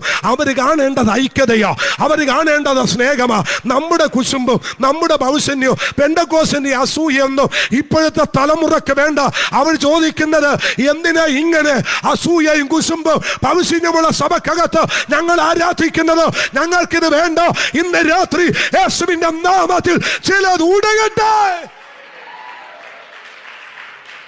ആമേൻ. കർത്താവിന് നല്ലൊരു ആമേൻ പറ. അവൻ എൻ്റെ ഹൃദയം തുറന്ന്, പക്ഷെ എനിക്ക് അത്ര സ്വാതന്ത്ര്യം തന്നിട്ടുണ്ട്. ഹൃദയം തുറന്ന് ചോദിക്കുക, നമ്മുടെ കുഞ്ഞുങ്ങളൊക്കെ ഇതിനകത്ത് പിടിച്ചു നിൽക്കണമെന്ന് നമ്മൾ വാശി പിടിക്കുന്നുണ്ട്. ഞാൻ ചോദിക്കുന്നത്, അവർ ഇതിനകത്ത് പിടിച്ചു നിൽക്കാനായിട്ട് അവർക്ക് എന്താ ഇവിടെ ഉള്ളത്? ഭാഷേ അവർക്ക് എന്താ ഇതിനകത്തുള്ളത്? അവർ തമ്മി നോക്കുമ്പോൾ നമ്മുടെ സ്നേഹം അവർ നോക്കും. നിങ്ങൾ അറിയുന്നതിലും അത് നോക്കും. എനിക്ക് 2 മക്കളാ. ഒരുത്തൻ ഓസ്ട്രേലിയയിലുണ്ട്, ഒരുത്തൻ വീട്ടിലുണ്ട്. അവർ 2 പേരും വർഷിപ്പ് ലീഡേഴ്സാ. പക്ഷെ ഇളയവനുണ്ടല്ലോ, അവൻ്റെ പേര് ലെസ്ലി എന്നാ. എന്നെ വരച്ച വരെ നിർത്തും. സ്വത്രം നമ്മൾ മനുഷ്യരല്ലേ? എന്തോ പറഞ്ഞ് ഞാൻ മീറ്റിങ്ങിന് പോകാൻ വേണ്ടി റെഡിയാകുക. എൻ്റെ ഷർട്ട് വെച്ചിരുന്ന കണ്ടില്ല. ഞാൻ എൻ്റെ ഷർട്ട് എവിടെയാണെന്ന് പറഞ്ഞ് അല്പം ഒച്ച കിട്ടു. സ്തോത്രം. ബൈബിളും കൊണ്ട് ഇറങ്ങിയപ്പോൾ ഈ പുള്ളി എന്നോട് ചോദിക്കുക, എവിടെ പോകുന്നു? ഞാൻ എവിടെ പോകണം? ബൈബിൾ കണ്ടില്ലേ? പ്രസംഗിക്കാൻ വേണ്ടണ. മമ്മിയുടെ ചീത്തയും പറഞ്ഞ് മമ്മിയോട് കോപിച്ച് ഇയാൾ എവിടെ പോകുന്നു? എന്നിട്ട് അവസാനം സത്യമായിട്ട് ഞാൻ ചർച്ചയ്ക്ക് കയറി എന്ന് വിളിച്ചു പറയും, പപ്പക്ക് ഭയങ്കര ചൂടാന്ന്. ഞാൻ വൈഫിനോട്ട് നോക്കിയപ്പോൾ തലേന്താത്തി റാവരച്ചോണ്ടിരിക്കുക. എൻ്റെ സകല കൈവോള. ഞാൻ പറയും പാപ്പ ഈ കിടന്ന് വീട്ടിൽ കിടന്ന് കാണിക്കുന്ന സകല കൈലൂത്ത് ഞാൻ ചാച്ചി പറയും. അന്ന് ഞാൻ നന്നായി. അന്ന് നമ്മൾ ഭാഷ നമ്മുടെ ഒരു ആശയമൊന്നും നമ്മുടെ മക്കൾക്ക് വേണ്ട. ഭാഷ അവർക്ക് ഈ കസേരകളും പൊളിറ്റിക്കലും ഇതൊന്നും അവർക്ക് വേണ്ട. അവർ സത്യസന്ധമായി വരും, സത്യസന്ധമായി ചെയ്യും. ഒരാമൻ പറ. നമ്മളായിട്ട് ഒരു തലമുറയുടെ വാതിൽ അടച്ചു കളയരുത്. അതുകൊണ്ട് ക്ഷമിക്കപ്പെടേണ്ടവരോട് ക്ഷമിക്കപ്പെടണം. ഒരു ഹല്ലേലൂയ പറ. ആമേൻ. ഞാൻ കേട്ടിട്ടുണ്ട്, കെ എബ്രഹാം സാറ് ഒരിക്കൽ പ്രസംഗിച്ചുകൊണ്ടിരിക്കുമ്പോൾ, ശക്തമായ ദൈവജനം പ്രസംഗിക്കുന്ന സമയത്ത് ഒരു മനുഷ്യൻ പ്രസംഗം കേട്ടുകൊണ്ടിരിക്കുന്ന അടുക്കുന്ന ഇറങ്ങി ഓടി. പാസ് കേട്ടിട്ടുണ്ടോ? ഇറങ്ങി ഓടി. ആമൻ. കെ എബ്രഹാം സാർ ചോദിച്ചു, ഒരുത്തൻ ഓടുന്നുണ്ടാ പിടിച്ചെന്ന് പറഞ്ഞു. പാസ്പോർട്ട് ഭൂതമളകി ഓടുകയാ. കൂടെ സെക്രട്ടറി കൂടെ ഓടി പുറകെ ഓടിക്കൊണ്ടിരിക്കുക. ഇവൻ ആമൻ വയലോരമൊക്കെ കടന്ന പറമ്പൊക്കെ ചാടി. ഒരു കളമുണ്ട്, പാടത്തിനടുക്കൊരു കളമുണ്ട്. ആ കളത്തിലോട്ട് ഓടുന്നേ. സെക്രട്ടറിയും കൂടെ ഓടുകയാ. അവിടെ ചെന്നപ്പോ എന്ത് മാറി നോക്കി, ഇയാൾ എങ്ങോട്ടേ ഓടുന്നേ? ചെന്ന് ആ കളത്തിനകത്ത് അവിടെ കാമൻ കൃഷിപ്പണി ചെയ്യുന്ന, അല്ലെങ്കിൽ പാടത്ത് കിളക്കുന്ന ഒരു സൂക്ഷിപ്പുകാരനുണ്ട്. ഒരു താഴ്ന്ന മനുഷ്യനാ. ആ മനുഷ്യന്റെ കൂടാരത്തിൽ അയാൾ കിടക്കുക. അയാളുടെ കാലെ ചെന്ന് കെട്ടിപ്പിടിച്ചിട്ട് പറഞ്ഞു, ക്ഷമിക്കടാ. ക്ഷമിക്കടാ എന്നോട്. ചർച്ചിലെ സെക്രട്ടറി പുറത്ത് മാറി നിൽക്കുക, ക്ഷമിക്കടാ. മറ്റവൻ പാവം ഉറക്കത്തിന്ന് ചാടി എഴുന്നേറ്റ്, അച്ഛാ എന്നാ അച്ഛാ? ഇല്ലടാ, ഇന്നലെ ഞാൻ നിന്നോട് അത് പറഞ്ഞില്ലേ, നിന്നെ ഞാൻ ഇന്നലെ അത് കാണിച്ചില്ലേ, നിന്റെ ഹൃദയം ക്ഷീണിച്ചില്ലേ, നിന്റെ ഹൃദയം വാടിയില്ലേ, എടാ നീ ക്ഷമിച്ചെന്ന് പറയടാ. ഒരൊറ്റ കരച്ചില്ല. ഈ സെക്രട്ടറി പുറത്തു മാറി നിൽക്കുക, കെട്ടിപ്പിടിച്ചു, ഉമ്മ കൊടുത്തു. പിറ്റേ ദിവസം KM സാറും പറയുക, ആരാധനാലയത്തിൽ ഏറ്റവും മുമ്പിൽ അവനുണ്ട്. ഏത്? മാടത്തി കിടന്നവനുണ്ട്. നമ്മൾ ക്ഷമിക്കപ്പെടാത്തത് കൊണ്ട് പലതും ഇതിനകത്തോട്ട് വരുന്നില്ല. പണ്ടേ നമ്മുടെ സഹോദരങ്ങൾ രക്ഷിക്കപ്പെടേണ്ടതായിരുന്നു. പണ്ടേ നമ്മുടെ സഹോദരങ്ങൾ ഇതിനകത്ത് ആരാധനക്ക് വരേണ്ടതായിരുന്നു. ഇവിടെ ആരാധനയില്ലാഞ്ഞിട്ടാണോ? ഇവിടെ വചനമില്ലാഞ്ഞിട്ടാണോ? വചനമില്ലേ, ആരാധനയില്ലേ, ഇതിനകത്തേക്ക് എന്താ വരാത്തത്? നീ വാതിൽ അടച്ചു വെച്ചേക്കുക. നീ ഒറ്റൊരാൾ വാതിൽ അടച്ചു വെച്ചേക്കുക. ഇന്ന് രാത്രി ആ വാതിലങ്ങ് തുറക്ക്. ഇന്ന് രാത്രി ആ വാതിലങ്ങ് ഓപ്പണാക്ക്. ഒരു ഹല്ലേലൂയ ഒന്ന് ഉറക്കെ പറഞ്ഞേ. ഈ രാത്രി വാതിൽ ഉറങ്ങണം പ്ലീസ്. ഞാൻ നിങ്ങളുടെ ആത്മാവിൽ താഴ്മയോടെ പറയുന്നു, ഇന്നലെ വരെ വിളിക്കാത്തവരെ ഇന്ന് രാത്രി നിങ്ങൾ വീട്ടിൽ ചെന്ന് എന്ത് ചെയ്യണം? നിസ്സാര കാര്യമൊന്നുമല്ല. ഈ വിളിക്കാനായിട്ട് ഫോൺ എടുക്കുമ്പോൾ തന്നെ ഉള്ളിൽ പറയും, ഞാൻ കുറയുമോ, എനിക്ക് കഴിവില്ലെന്ന് തോന്നുവോ, തെറ്റ് എൻ്റെ ഭാഗത്താന്ന് തോന്നുവോ? എന്ത് തോന്നിയാലും കുഴപ്പമില്ല, നീ വിളിക്ക്. അവരാരും കണ്ടിട്ടില്ലാത്തത് ദൈവം നിനക്ക് തരും. അവരാരും ശ്രദ്ധിച്ചിട്ടില്ലാത്ത ദൈവം നിനക്ക് തരും. ഒരു ഹല്ലേലൂയ ഒന്ന് ഉറക്കെ പറയാമോ? ഞാൻ ആ വാക്യം ഇന്ന് രാത്രി നിങ്ങളുടെ നടുവിലേക്ക് എടുത്തു വെക്കുകയാണ്. അന്ന് എന്ന് തമ്പുരാന്റെ സാന്നിധ്യം നടുവിൽ വന്ന അന്ന്, യേശുവിന്റെ തിരുകൃപ നടുവിൽ വന്ന അന്ന്, വാസ്തവത്തിൽ യേശുവിന്റെ സാന്നിധ്യം വെളിപ്പെട്ട് വന്ന അന്ന് അവർ തമ്മിൽ വൈരമായിരുന്നവർ സ്നേഹിതന്മാരായി. അങ്ങനെയാണെങ്കിൽ നമ്മുടെ നടുവിലും കർത്താവില്ലേ, നമ്മുടെ ഭവനത്തിലും കർത്താവില്ലേ? നാമും സേവിക്കുന്നത് ഈ സത്യദൈവ തന്നെയല്ലേ? ഇന്ന് രാത്രി വിളിക്കണം. എൻ്റെ മാതാപിതാക്കൾ അപ്പനും അമ്മയും നിത്യത ചേർക്കപ്പെട്ടു. ഏറ്റവും മൂത്ത ചേട്ടനുണ്ട്. ചേട്ടന് 78 വയസ്സായി. ചേട്ടൻ ഒന്നാമത്തെ, ഞാൻ 10ാമത്തെ. റോയ് പാസ്റ്റർ, ഞാൻ എവിടെ പോയാലും, കേരളം വിട്ട് ഞാൻ എവിടെ മീറ്റിങ്ങിന് പോയാലും ഞാൻ ഓടി എൻ്റെ ചേട്ടൻ്റെ അടുത്ത് ചെന്ന് ചേട്ടന് മുമ്പിൽ മുട്ടുമടക്കും. എന്നിട്ട് പറയാ, കൈവച്ചൊന്ന് അനുഗ്രഹിച്ചേ. അപ്പൻ ഉണ്ടായിരുന്നത് വരെ അപ്പൻ്റെ അടുത്ത് കൊണ്ട് ചെയ്യിപ്പിക്കുമായിരുന്നു. അപ്പം മരിച്ചതിന് ശേഷം അമ്മയെ കൊണ്ട് ചെയ്യിപ്പിക്കുമായിരുന്നു. ഇന്ന് ചേട്ടനാ വീട്ടിലുള്ളത്. എൻ്റെ അപ്പൻ്റെ സ്ഥാനത്ത് എന്നെ കൊണ്ടുവന്ന് കൈവച്ച് അനുഗ്രഹിച്ച് പ്രാർത്ഥിക്കാതെ ഞാൻ ഇന്ന് വരെ ഒരു മീറ്റിങ്ങിന് പോയിട്ടില്ല, ഇനി പോകത്തുമില്ല. അറിയാമോ, ഞാൻ ഈ കഴിഞ്ഞ ദിവസം UK ഒരു മീറ്റിംഗ് കഴിഞ്ഞ് തിരിച്ചു വന്ന് എൻ്റെ അന്ന് രാവിലെ എത്തി. വീട്ടിൽ വന്ന് കുളിച്ച് വണ്ടിയും എടുത്ത് ഞാൻ പോയി. അവിടെ ചെന്നപ്പോൾ എൻ്റെ ചേട്ടത്തി ഉണ്ട്. ചേട്ടന് ഭയങ്കര ആസ്മയാ. അപ്പം ചേട്ടത്തി എന്നോട് പറയുക, എൻ്റെ പൊന്നുമോനെ, നീ പോയി അന്ന് തൊട്ട് ഒരു നേരമേ കഴിക്കുന്നുള്ളൂ, ഒട്ടും വയ്യ. ഞാൻ പറയുന്നു, കഴിച്ചിട്ട് പ്രാർത്ഥിക്കേ. ഇല്ല മോനെ, അവൻ വരുന്നത് വരെ ഞാൻ കഴിക്കത്തില്ല. പക്ഷേ ഒരു നേരം കഴിച്ച് ഈ ആസ്മ വലിച്ചുകൊണ്ടിരിക്കുന്ന മനുഷ്യൻ പകൽ മുഴുവൻ പ്രാർത്ഥന മുറിയിരുന്ന് കണ്ണുനീരൊഴുക്കി പ്രാർത്ഥിക്കുക. നിങ്ങൾക്ക് കാര്യം മനസ്സിലായോ? ബന്ധങ്ങൾ വലുതാതെയോ മക്കളെ? അത് ഉടച്ച് കളയല്ലേ, അത് തകർത്ത് കളയല്ലേ. അത് വലുതാണെന്നേ. അത് അനുഭവിച്ചവർക്കായി ഞാൻ ദൈവത്തെ വാഴ്ത്തുകയാണ്. എല്ലാ മാനസിക പ്രയാസങ്ങളോ, എല്ലാ മാനസിക ബുദ്ധിമുട്ടുകളോ നാളെ നേരം വെൽക്കുമ്പോൾ വെക്കരുത്. നാളെ വരുന്ന അഭിഷിക്തൻ ആരെന്ന് എനിക്കറിയില്ല. ആ ദൈവദാസൻ ഈ പുൽപിറ്റിലോട്ട് കയറുമ്പോൾ ഈ ആലയത്തിനകത്ത് അസാധാരണമായ ദൈവ സാന്നിധ്യം ചലിക്കണോ, അസാധാരണമായ ദൈവമഹത്വം ചലിക്കണോ. അത് സംഭവിക്കണമെങ്കിൽ ഒരു കാര്യം സംഭവിച്ചേ പറ്റൂ. ഈ രാത്രി ഇതിന്റെ നടുവിൽ രമ്യപ്പെടണം. എന്ത് ചെയ്യണം? അടുത്തിരിക്കുന്ന ആളുടെ മുഖത്ത് നോക്കി കൈ കൊടുത്തെന്ന് പറഞ്ഞേ. യേശുവിൻ്റെ ക്രൂശിൻ്റെ ഒന്നാമത്തെ സാധ്യത വൈരമായിരുന്നതെല്ലാം രമ്യപ്പെടണം, സ്നേഹമാകണം. ഹല്ലേലൂയ. ഞാൻ എന്ത് ബേസിലാണ് ഇത് പറഞ്ഞത് എന്ന് ചോദിച്ചാൽ നിങ്ങൾക്ക് ഒരു വാക്യം മാത്രം തരാം. റോമാലേഖനം ഒന്ന് എടുക്കാമോ? ഒന്ന് ഇട്ടാലും മതി, വേഗത്തിലിട്ടോ. റോമാലേഖനം 5-ാം അധ്യായം അതിൻ്റെ 10-ാമത്തെ വാക്യം. ശത്രുക്കൾ ആയിരിക്കുമ്പോൾ തന്നെ നമുക്ക് അവൻ്റെ പുത്രൻ്റെ മരണത്തെ ദൈവത്തോട് നിരപ്പ് വന്നു. യേശു നമ്മെ സ്നേഹിച്ചത് നമ്മിൽ നന്മ കണ്ടിട്ടൊന്നുമല്ല, നമ്മൾ ശത്രുക്കളായിരിക്കുമ്പോഴാണ് നമ്മെ സ്നേഹിച്ചത്. ഒരാമയും പറയാൻ പറ്റുമോ ദൈവമക്കളെ? ഒരു കണ്ണിനും നമ്മോട് ദൈവം തോന്നാതിരുന്നപ്പോൾ, ഒരു നന്മ പോലും നമ്മിൽ കാണാതിരുന്നിട്ട് നമ്മെ ഇത്രമാത്രം സ്നേഹിച്ച ഈ അരുമനാഥൻ നമ്മുടെ കൂടെ ഉള്ളപ്പോൾ എന്തുകൊണ്ട് നമുക്ക് ക്ഷമിച്ചുകൂടാ? ഒരു ഹല്ലേലൂയ എന്ന് പറഞ്ഞേ. രണ്ടാമത്തെ ക്രൂസിന്റെ സാധ്യത കുറിച്ചു വെക്കും മക്കളെ. ആമൻ. മർക്കോസിന്റെ സുവിശേഷം 15-ാമത്തെ അധ്യായം അതിന്റെ 6-ാമത്തെ വാക്യം വായിക്കുക.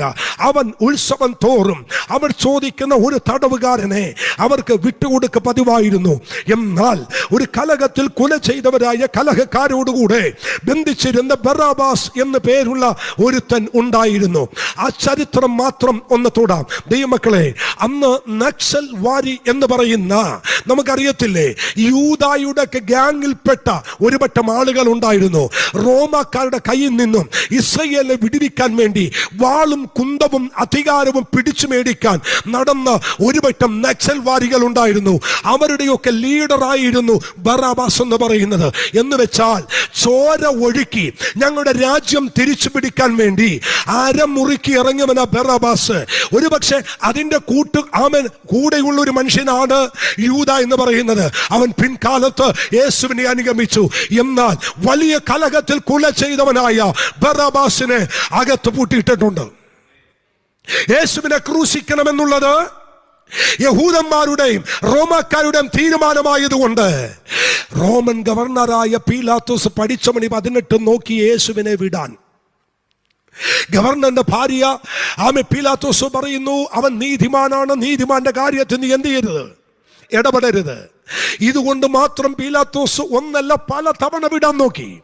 ഒന്ന് കുറയെ 39 പ്രാവശ്യം അടിച്ചിട്ട് വിട്ടേക്കാൻ പറഞ്ഞു. പക്ഷെ ഞാൻ കഴിഞ്ഞ ദിവസം വേറൊരു യാത്ര പോയപ്പോൾ ആ മീറ്റിങ്ങിന് കൊണ്ടുപോയ ചെറുപ്പക്കാർ എന്നോട് പറഞ്ഞു, പക്ഷേ ഞങ്ങളൊരു സാധനം കാണിച്ചു തരാം. എനിക്ക് കാണണം. എന്താ കാണണ്ടേ? പറയത്തിൽ അവിടെ ചെല്ലുമ്പോൾ കാണിച്ചു തരാം. അങ്ങനെ എന്നെ വണ്ടിക്കകത്ത് കയറ്റി അവർ കൊണ്ടുപോയി. മരുഭൂമി തുല്യമായ ഒരു സ്ഥലത്ത് ചെന്നപ്പോൾ അവൻ ഇങ്ങനെ കുറെ മുള്ളുകൾ പടർന്നു കിടക്കുന്നു. അവർ 2 കമ്പെടുത്തു. 2 കമ്പെടുത്തിട്ട് ആ മുള്ളിന്റെ കമ്പ് ഈ വടിയെ കുത്തിപ്പോക്കി. ഞാൻ ചോദിച്ചു, എന്തിനാ ഇതെന്നെ കാണിക്കുന്നത്? മുള്ളിന്റെ നീളം ഒന്ന് അളന്ന് നോക്കിക്കേ. എന്റെ കൈ വെച്ച് നോക്കിയപ്പോൾ ഇതിന് 3/4 ഭാഗമുണ്ട്. 6 ഇഞ്ച് 8 ഇഞ്ച് താഴെ നീളമുണ്ട് ഈ മുള്ള്. ആ കുഞ്ഞുങ്ങൾ എന്നോട് പറഞ്ഞു, പാസ്റ്റർ ഞെട്ടിയൊന്നും വേണ്ട, ഈ മുള്ളാണ് യേശുപ്പച്ചന്റെ തലയിൽ അടിച്ചു കയറ്റിയത്. അത്രയും ഷാർപ്പാണ് ഭാഷ. ഞാൻ കയ്യിലെടുത്തത് കൊണ്ടായി പറയുന്നേ. ആ മുള്ള് കഷ്ടകാലത്തിൽ നമ്മളൊന്ന് എടുത്ത് നമ്മുടെ ശരീരത്ത് കൊണ്ടാലുണ്ടല്ലോ, അതിന്റെ വേദനയുടെ കട്ടുകഴുപ്പെന്ന് പറയുന്നത് 2 ദിവസം എടുത്താലും പോകത്തില്ല. അതുകൊണ്ട് അത് മാറ്റുന്നത് ചവണ പോലുള്ള സാധനം പിടിച്ചാണ് ആ മുള്ള് മാറ്റുന്നത്. ഈ മുള്ള് ചവണ പോലെ 2 കൂട്ടമായി പിരിച്ചെടുത്ത് യേശുവിന്റെ തലയിൽ അവർ ചുരുട്ടി വെച്ചു. എന്നിട്ട് ആ മുള്ള് ഷെയ്ക്കാകുന്നത് കൊണ്ട് ഈ മുള്ള അനങ്ങാതിരിക്കാൻ അവർ ചെയ്ത എന്നാന്നറിയാമോ? ഒരു കോല് കൊണ്ടുവന്നിട്ട് യേശുപ്പച്ചന്റെ തലയിൽ വെച്ച മുൾക്കിരീടം അടിച്ചു താഴ്ത്തി. യേശുവിന്റെ സമകാലികനായ ജോസിഫസ് എന്ന ചരിത്രകാരൻ പറയുന്നു, ആ മുള്ള് അടിച്ചു തലക്കകത്ത് കയറ്റിയപ്പോൾ ആ മുള്ളിന്റെ ഒരംശം കൺപോളക്കകത്തുനിന്ന് കണ്ണിലൂടെ പുറത്തു വന്നത് നിമിത്തം ഒരു കണ്ണ് പുറത്തോട്ട് തൂങ്ങിക്കിടന്നിരുന്നു. സഹോദരങ്ങളെ, അവൻ ഇങ്ങനെ തൂക്കിയിട്ട് അടുപ്പിച്ചിട്ട് വിടാൻ പീലാത്തോസിനെ കൽത്തളത്തിൽ കൊണ്ടുവന്ന് നിർത്തിയപ്പോ പീലാത്തോസ് പറയേണ്ടി വന്നു, ആ മനുഷ്യൻ ഇതാ. മനസ്സിലായില്ലല്ലേ? അടിക്കുന്നതിന് മുമ്പ് പീലാത്തോസിന്റെ കത്തളത്തിലോട്ട് കയറ്റിവിട്ട യേശുവിനെ തിരിച്ചടിച്ചു കൊണ്ടുവന്നപ്പോ കാണികൾക്ക് മനസ്സിലായില്ല ആ രൂപത്തിലാണ് യേശുവിനെ അവർ തിരിച്ചു കൊണ്ടുവന്നത്. എന്നിട്ട് ആളുകൾ ആശ്ചര്യത്തോടെ നോക്കി നിൽക്കുമ്പോൾ ഇവൻ ആരാ, ഈ നിൽക്കുന്നവൻ ആരാ എന്ന് ചോദിച്ച് തമ്മി പറഞ്ഞപ്പോൾ പീലാത്തോസ് പറഞ്ഞ്, അകത്തോട്ട് കൊണ്ടുപോയില്ലേ, അടിക്കാൻ വിട്ടില്ലേ, ആ മനുഷ്യനാണ് ഈ മനുഷ്യൻ. സ്വത്രം ഇങ്ങനെ അടിച്ച് മുറിവേൽപ്പിച്ച് ക്രൂശിക്കാൻ തീരുമാനിച്ച് പീലാത്തോസിനെ കത്തളത്തിൽ കൊണ്ടൊന്ന് വിടാൻ കാര്യങ്ങൾ മെനയുമ്പോൾ ഒരുമിച്ച് ജനം പറഞ്ഞു, യേശുവിനെ ക്രൂശിക്കുക, പകരം ബറബാസിനെ വിട്ടുതരിക. നിങ്ങറിയാമോ, നീചനായ കുലപാതകനായ അടുത്ത ദിവസങ്ങളിൽ ആരാച്ചാരുമാരുടെ മിന്നിത്തിളങ്ങുന്ന വാളിനാൽ തലവെട്ടി മാറ്റാൻ അകത്തളത്തിലാകെ അടച്ചിട്ട പീലാത്തോസിന്റെ കയ്യിലെ കെട്ടവരഴിച്ചു, പീലാത്തോസിന്റെ കാലിലെ കെട്ടവരഴിച്ചു. ബറാബാസിന്റെ കാലിലെയും കയ്യിലെയും കെട്ടവരഴിച്ചു. അവിടെ നിന്ന് അവർ വെളിയിൽ കൊണ്ടുവന്നു. നിങ്ങൾ നോക്ക്, പീലാത്തോസിന്റെ കൽത്തളം എന്ന് പറയുന്നത് അവൻ സാധാരണ നിലയിൽ നിന്നും 24 അടി ഉയരമാണ്. 24 അടി ഉയരത്തിൽ കൊണ്ടുവന്ന് ബറാബാസിനെ നിർത്തി ബറാബാസിന്റെ കയ്യിലെ ചങ്ങല അഴിച്ചു. തൊട്ടടുത്ത് നസ്രത്തുകാരനായ യേശുവിനെ കൊണ്ടുവന്ന് അതിനേക്കാൾ കട്ടിയുള്ള ചങ്ങല കൊണ്ട് യേശുവിന്റെ കയ്യിനെ ബന്ധിച്ചു. ബറാബാസ് യേശുവിന്റെ കയ്യിലേക്ക് നോക്കിയ, യേശുവിന്റെ കാലിലേക്ക് നോക്കിയ, യേശുവിന്റെ തലയിലേക്ക് നോക്കിയാണ്.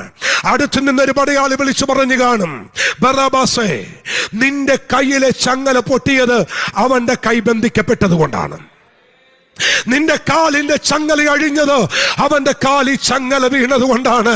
ബറാബാസ്, നിന്റെ ബന്ധനം അഴിഞ്ഞത് അവൻ ബന്ധിക്കപ്പെട്ടത് കൊണ്ടാണ്. ഇന്ന് രാത്രി വേളയില് ക്രൂസിന്റെ രണ്ടാമത്തെ സാധ്യത, ആ യേശുവിന്റെ ക്രൂസിന്റെ ശക്തിയാൽ അഴിക്കാൻ കഴിയാത്ത ഒരു ബന്ധനവുമില്ല. അവന്റെ ശക്തിയാൽ അഴിക്കാൻ കഴിയാത്ത ഒരാഭിചാരവുമില്ല.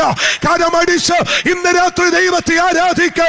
യേശുവിന്റെ ക്രൂസിന് അഴിക്കാൻ കഴിയാത്ത ഒരു മന്ത്രവാദവുമില്ല, ഒരാഭിചാരവുമില്ല, ഒരു ശുദ്രവുമില്ല. ഹല്ലേലൂയ. ദൈവമക്കളെ, ഇന്ന് പകൽ വേളയിൽ ഞാൻ പറയാം, ഒരു സുവിശേഷകൻ എന്ന നിലയിൽ ആത്മാവിൽ ഞാൻ ക്ലെയിം ചെയ്ത് പറയുന്നു, യേശു തമ്പുരാന്റെ ക്രൂസിന് അഴിക്കാൻ കഴിയാത്ത ഒരു മന്ത്രവാദവുമില്ല, ഒരാഭിചാരവുമില്ല, ഒരു ശുദ്ര പ്രവൃത്തിയുമില്ല. ഇന്ന് രാത്രി വിശ്വസിക്കുന്നെങ്കിൽ യേശുവിന്റെ ക്രൂസിന്റെ സാധ്യത നിന്റെ കൂടാരത്തിനകത്ത് വ്യാപരിക്കുന്ന സകല കെട്ടുകളെയും ഇന്ന് രാത്രി ദൈവം അഴിക്കും. കർത്താവിന് നല്ലൊരു ആമേൻ പറ. ഹല്ലേലൂയ.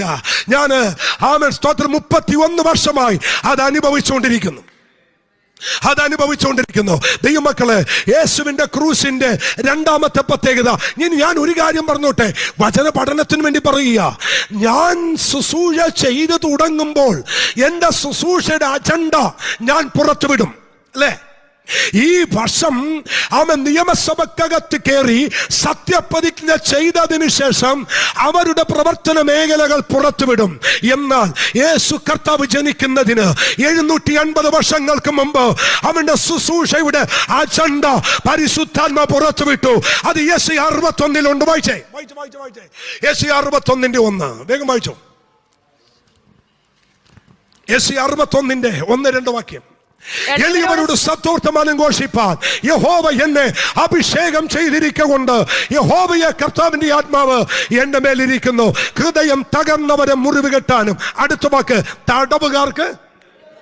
തടവുകാർക്ക് വിടുതൽ. എടാ ബറാബാസേ, നീ ജനിക്കുന്നതിന്, നിന്റെ അപ്പനും അമ്മയും ജനിക്കുന്നതിന് മുമ്പ് നിന്റെ ബന്ധനം അഴിക്കുമെന്ന് യെശയ്യാവ് എഴുതി വെച്ചിരിക്കുക. ദൂത മനസ്സിലായെങ്കിൽ ഉറയ്ക്ക് വരാമെൻ പറ. തടവുകാരുടെ ബന്ധനം, താമെ ബന്ധിക്കപ്പെട്ടവന്റെ ബന്ധനം അഴിക്കുമെന്ന്, ബന്ധിക്കപ്പെട്ടവന്റെ ബന്ധനം പൊട്ടിക്കുമെന്ന് എഴുതി വെച്ചിട്ടുണ്ടെങ്കിൽ ഇന്ന് രാത്രി വിശ്വസിക്ക.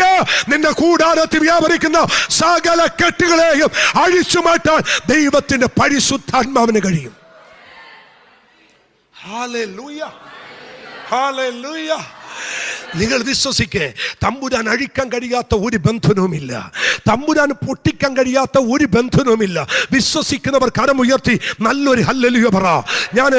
ഞാൻ ഇത് പറയുന്ന കൂട്ടത്തിൽ വേദപുസ്തകത്തിലെ 3 ചോദ്യം എൻ്റെ ഉള്ളത്തിൽ പരിശുദ്ധാത്മാവ് തരുന്നു. മർക്കോസ് വായിക്കണ്ട കേട്ടോ, വായിക്കണ്ട. മർക്കോസ് 5-ാം അധ്യായത്തിൽ 3 പ്രധാനപ്പെട്ട ചോദ്യമുണ്ട്. 3 പ്രധാനപ്പെട്ട ചോദ്യം മർക്കോസ് 5-ൽ. വേണമെങ്കിൽ റെഫറൻസ് ഞാൻ പറഞ്ഞു തരാം. 5-ാം അധ്യായം 9-ാമത്തെ വാക്യം. 1-ാമത്തെ ചോദ്യമാണ്, നിന്റെ പേര്. എല്ലാവരും ഒന്ന് പറഞ്ഞേ, നിന്റെ പേരെന്ത്? മർക്കോസ് 5-ാം അധ്യായത്തിൽ 3 പ്രധാനപ്പെട്ട ചോദ്യം. 1, നിന്റെ പേര് എന്ത്? ആരുടെ ചോദ്യം? അശുദ്ധാത്മാവിനോട്. ഏത്? 6000 ദുർഭൂതം കേറിയ ലഘുവൻ ബാധിച്ച പൈശാചിക ശക്തിയോട് യേശു ചോദിക്കുന്നു, നിന്റെ പേരെന്ത്? അങ്ങനെയാണെങ്കിൽ അവൻ അഴിക്കാൻ കഴിയാത്ത ഒരു ബന്ധവുമില്ല. ശ്രദ്ധിച്ചു വെച്ചോ, അവൻ അഴിക്കാൻ കഴിയുന്നത് ഏത് പൈശാചിക മണ്ഡലത്തെയും എന്റെ തമ്പുരാന് ഇന്ന് രാത്രി പൊട്ടിക്കാൻ കഴിയും. കരമടിച്ചുള്ള ദൈവത്തെ ആരാധിച്ച് നിങ്ങളുടെ കുടുംബത്തിനകത്ത്, നിന്റെ തലമുറക്കെതിരെ, നിന്റെ കൂടാരത്തിനെതിരെ ശത്രു കെട്ടിവെച്ച സകല കെടുതികളോ ഇന്ന് രാത്രി എന്റെ ദൈവം അഴിച്ചിരിക്കാം. ഓ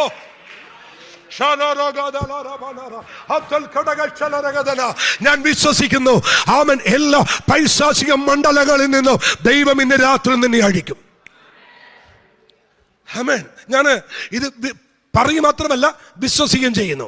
കഴിഞ്ഞ ആഴ്ച ഖത്തറിൽ വെച്ച് ഒരു കൺവെൻഷൻ നടക്കുക. ആമേൻ. ആ മീറ്റിംഗ് കഴിഞ്ഞിട്ട് പക്ഷേ എനിക്ക് അടുത്ത മീറ്റിങ്ങിന് പോകണം. അപ്പൊ എന്നോട് അവർ പറഞ്ഞിരുന്നു, ഇവിടെ ഇത്ര മണിക്ക് നിർത്തണം, വണ്ടി വാതിക്കലുണ്ട്, ഓടി ഇറങ്ങണം, ആർക്കും വേണ്ടി പ്രാർത്ഥിക്കരുത്, പാസ്റ്റർ ഓടി കയറണം. ഞാൻ ആ മീറ്റിംഗ് കഴിഞ്ഞിട്ട് അടുത്ത വാഹനത്തിലേക്ക് കയറാൻ വേണ്ടി ഓടി വരുമ്പോൾ ഒരു ചെറുപ്പക്കാരൻ ഓടി വന്നിട്ട് എന്നോട് പറഞ്ഞു, പാസ്റ്റേ, എൻ്റെ ഭാര്യ ആമൻ വർഷങ്ങളായിട്ട് ഇന്ന വിഷയത്തിൽ ഭാരപ്പെടുന്നു. ആമൻ, അതുകൊണ്ട് ഒരു സ്വസ്ഥതയുമില്ല പാസ്റ്റേ. അവള് ഇന്ന് അവിടെ 2 മക്കളും കൂടി പള്ളിക്കകത്തോട്ട് കൊണ്ടുപോയിട്ടുണ്ട്. ഖത്തറിൽ ആരാധിക്കുന്ന ഒരു കോംപ്ലക്സ് ഉണ്ട്, അങ്ങോട്ട് കൊണ്ടുപോയിട്ടുണ്ട്. പാസ്റ്റർ ഒന്ന് പ്രാർത്ഥിക്കാമോ? പാസ്റ്റർ ഒന്ന് കാണാൻ വേണ്ടി വന്നതാ. ഞാൻ പറഞ്ഞു, ഓക്കെ, അടുത്ത മീറ്റിങ്ങിന് പോവുക, സമയം ഒട്ടുമില്ല. പക്ഷെ ഒരു കാര്യം ഞാൻ പറയുന്നു, എൻ്റെ തമ്പുരാൻ അഴിക്കാൻ കഴിയാത്തതൊന്നുമില്ല. അതുകൊണ്ട് ബ്രദറെ, ഒന്ന് കണ്ണടച്ചേ. ഞാൻ വിശ്വസിക്കുന്നു, നിങ്ങൾ ഒരു ശരീരമായതുകൊണ്ട്, നീ മേലെ 2 അല്ല 1 ആയതുകൊണ്ട് നിങ്ങളുടെ തല കൈവെക്കുമ്പോൾ അവിടെ വിടുതൽ സംഭവിക്കും. ആമേൻ. അങ്ങനെ കൈവച്ച് എന്നെ കൊണ്ടുപോകുന്ന 2 ദൈവദാസ ദിക്സാക്ഷിയാ. കൈവച്ച് പ്രാർത്ഥിച്ചു. ബെന്നി എന്ന തന്റെ പേര് പ്രാർത്ഥിച്ചു. കർത്താവേ, തന്റെ ഭാര്യയെ ബന്ധിച്ചിരിക്കുന്ന കേട്ട് എന്താന്ന് എനിക്കറിയത്തില്ല, പക്ഷേ അങ്ങയുടെ നാമം ഞാൻ വിശ്വസിക്കുന്നു. അങ്ങക്ക് ഏത് കെട്ടും അഴിക്കാൻ കഴിയോ? യേശുവിന്റെ നാമം ചൊല്ലി ഞാൻ പ്രാർത്ഥിക്കുന്നു, ഈ ശക്തി അഴിയട്ടെ. പ്രാർത്ഥിച്ച് എനിക്കൊരു ഭയങ്കര ആത്മപ്രേരണ തോന്നി. ഞാൻ കൈവച്ച് പ്രാർത്ഥിച്ച് അന്യഭാഷ പറഞ്ഞുകൊണ്ട് നിൽക്കുക. ഒരു 2 സെക്കൻഡ് കഴിഞ്ഞപ്പോൾ ഈ ബെന്നി പറഞ്ഞ ഫോൺ വരുന്നു. പെട്ടെന്ന് നോക്കിയപ്പോൾ അവൻ മോനാ വിളിക്കുന്നത്. എന്നോട് പറഞ്ഞ ഭാഷ മോൻ വിളിക്കുന്നു. ഒറ്റ സെക്കൻഡ്, ഒന്ന് വെയിറ്റ് ചെയ്യും. മോൻ വിളിച്ചു, പപ്പ, മമ്മി, ഞാനും അവൻ ചേച്ചിയും കൂടി ആരാധനാലയത്തിന് വാദിക്കാൻ നിൽക്കുക. പെട്ടെന്ന് അമ്മ അടിച്ചു തല്ലി താഴെ വീണു. ഇവിടെ കിടന്ന് എഴഞ്ഞു, വലിയ വായിൽ നിലവിളിച്ച് എന്തൊക്കെയോ അമ്മ ഇവിടെ കിടന്ന് ആക്ഷൻ കാണിച്ചു. അമ്മയുടെ ശരീരത്തിൽ നിന്നോ വിട്ടുപോയി. പപ്പ എവിടെയാ? പപ്പ വേഗം വാ. അപ്പൊ ബെന്നി പറയാ, മോനെ പേടിക്കണ്ട, ആ രോഗം അഴിഞ്ഞു, ആ രോഗക്കെട്ടഴിഞ്ഞു. ഇന്ന് രാത്രി ഞാൻ വിളിച്ചു പറയുന്നു, കൂടാരത്തിനകത്ത് അഴിയാത്തൊരു കെട്ടില്ല. ഈ പകരാത്രി ഇതിനകത്ത് ആരാധിക്കുമ്പോൾ കിലോമീറ്ററുകൾക്കപ്പുറം ചില വിടുതലുകൾ ഇന്ന് രാത്രി എന്റെ ദൈവം ചെയ്യുന്നുണ്ട്. വിശ്വസിക്കാൻ കഴിയുന്നവർ കാര്യം തട്ടി ദൈവത്തെ സ്തുതിച്ച്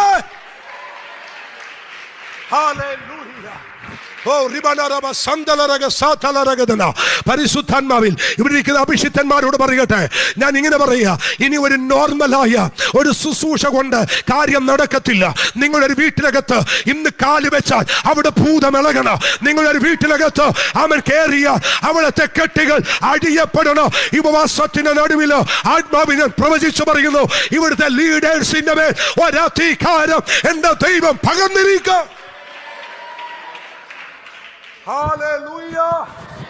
കർത്താവിന്റെ ദാസൻ പാസ്റ്റർ ഷാജനെ കുറിച്ച് പറഞ്ഞു. അതൊക്കെ ഒത്തിരി കാര്യം പറയാനുണ്ട് ദൈവമക്കളെ.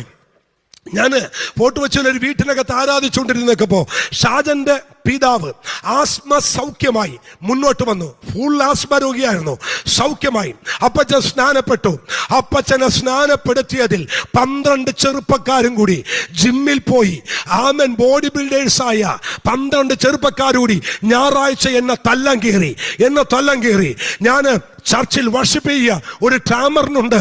ട്രാമറിനടിച്ച് വർഷിപ്പ് ചെയ്യുമ്പോൾ ഇവന്മാർ 12 പേരും കൂടി കയറി ടൈറ്റ് ജീൻസൊക്കെ ഇട്ട് തലയോട്ടിയുടെ ബനിയനൊക്കെ ഇട്ട് ഇവന്മാരെല്ലാം വന്ന് നടുക്കോട്ടങ്ങ് കയറിയിരുന്നു.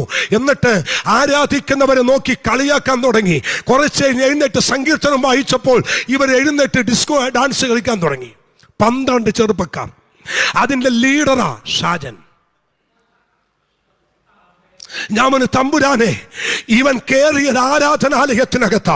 ജീവനുള്ള ദൈവത്തെയാ ഞാൻ സേവിക്കുന്നത്. തമ്പുരാൻ തൊട്ടേ പറ്റൂ. പരിശുദ്ധാത്മാവിന്റെ പ്രേരണയാൽ ഞാൻ ഓടിച്ചെന്ന് ഇവന്റെ തലയിലോട്ട് കൈവച്ച് റോയ് പാഷേ ഇവൻ ആടിച്ച് താഴെ വീണതും ഇവനങ്ങ് മുഴങ്കാലയിരുന്നു. അവിടെ ഇരുന്നൊരു കയ്യടി അങ്ങ് തുടങ്ങി. കയ്യടി എന്ന് പറയുന്നത് നിർത്താൻ പറ്റാത്ത കയ്യടി. ആടി അവൻ 11 പേർ നോക്കിയപ്പോ ഇവിടെ കലക്കം വന്നവൻ നടുക്കിരുന്ന് അന്യഭാഷ പറയുന്ന പോലെ ആരാധിക്കുന്നു, കയ്യടിച്ച് ആരാധിക്കുക. കൂടെ ഉണ്ട് അവർ ചോദിച്ചു, എടാ ഷാജ നിർത്ത്. അവൻ ഇടം നിർത്താൻ ഒക്കുന്നില്ല. അവസാനം വന്ന 11 ഇറങ്ങി ഓടി. അവൻ കയ്യോട് നിർത്താത്തോണ്ട് എന്നോട് പറഞ്ഞു, പാസ്റ്റേ ഇതൊന്നും നിർത്തിത്താ. ഞാൻ നിർത്തത്തില്ലടാ, നീ കേറി വന്നത് എവിടെയാണെന്നറിയത്തില്ലേ, ഇത് ദൈവത്തിന്റെ ആലയമാ. കൈവച്ച ഭാഷേ ഇവനാടിച്ചു താഴെ വീണു, കമന്ന് കിടന്ന് കരയാൻ തുടങ്ങി. എന്റെ ദൈവമേ, എനിക്കറിയത്തില്ലായിരുന്നു, അങ്ങാണെന്ന് അറിയത്തില്ലായിരുന്നു. അന്ന് അവൻ രക്ഷാവാചകം ചൊല്ലി യേശുവിനെ രക്ഷകനും കർത്താവായി സ്വീകരിച്ചു. ഇന്ന് ആയിരങ്ങൾ ആരാധിക്കുന്ന ചർച്ചിന്റെ ഭാഷയ്ക്ക് ദൈവം അവനെ മാറ്റി.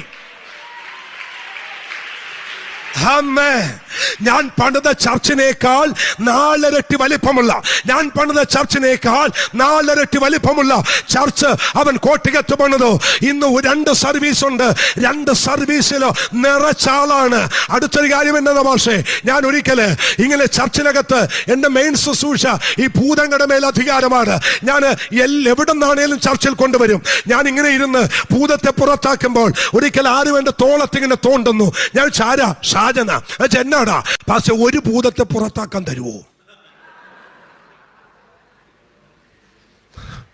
നമ്മൾ ഈ ചോറും കറിയൊക്കെ കഴിച്ചുകൊണ്ടിരിക്കുമ്പോൾ ഒരു കഷ്ണം ഇറച്ചി എനിക്ക് തരുമോന്ന് ചോദിക്കുന്ന പോലെയാ. ഒന്നിന് ഇറക്കാൻ ഞാൻ ചോദിച്ചാടാ, ഇത് കണ്ണി കണ്ടവർക്ക് ഇറക്കാൻ പറ്റുന്ന പരിപാടിയല്ല, ഇത് ഇറക്കണ കൃപ വേണമെന്ന് ചോദിച്ചു. പക്ഷെ പിറ്റേ തിങ്കളാഴ്ച അവൻ കൽപ്പണിക്കാരനാ, നല്ല ഇന്റീരിയർ അവൻ ഡിസൈൻ വർക്കറാ.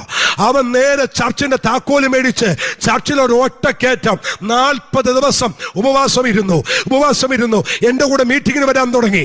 ഞാൻ ഒരു സ്ഥലത്ത് കാലടി തോന്നുന്നു പോയി മീറ്റിംഗ് പ്രസംഗിച്ചുകൊണ്ടിരിക്കുന്ന സമയത്ത്, ജനം ആരാധിക്കുന്ന സമയത്ത് ഷാജൻ നടുക്കൂടി ഇറങ്ങാൻ തുടങ്ങി.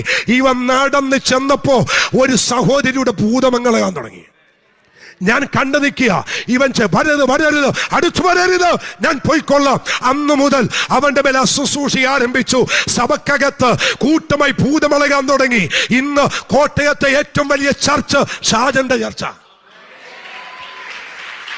ഹല്ലേലൂയ. ഞങ്ങൾ ഒരു കാര്യം ഓർക്കണം, ഞങ്ങളൊക്കെ ഇന്ന് രാത്രി ഇവിടെ നിൽക്കുമ്പോൾ എന്തെങ്കിലും കേട്ടതോ എന്തെങ്കിലും വായിച്ചതോ പ്രസംഗിക്കാൻ വന്നതല്ല, അനുഭവത്തിന്റെ വെളിച്ചത്തില ഇന്ന് രാത്രി ദൂത് പറയുന്നത്.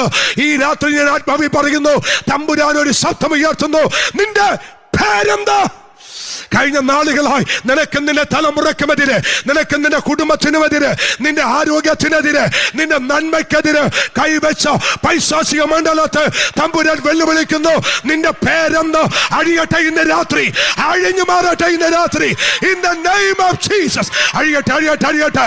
ആത്മനിറവില് അന്യഭാഷ പ്രാപിച്ച ദൈവമക്കൾ അന്യഭാഷകളിൽ ദൈവത്തെ ആരാധിച്ചോ. എനിക്കറിയാം ഏതൊക്കെയോ കുടുംബങ്ങളിൽ, ഏതൊക്കെയോ കൂടാരങ്ങളിൽ മാറി അനർത്ഥമിടുന്ന, മാറി രോഗമിടുന്ന, മാറി സാമ്പത്തിക ഞെരുക്കമിടുന്ന ചില കെട്ടുകൾ ഇന്ന് രാത്രി എന്റെ ദൈവം അഴിക്കട്ടെ.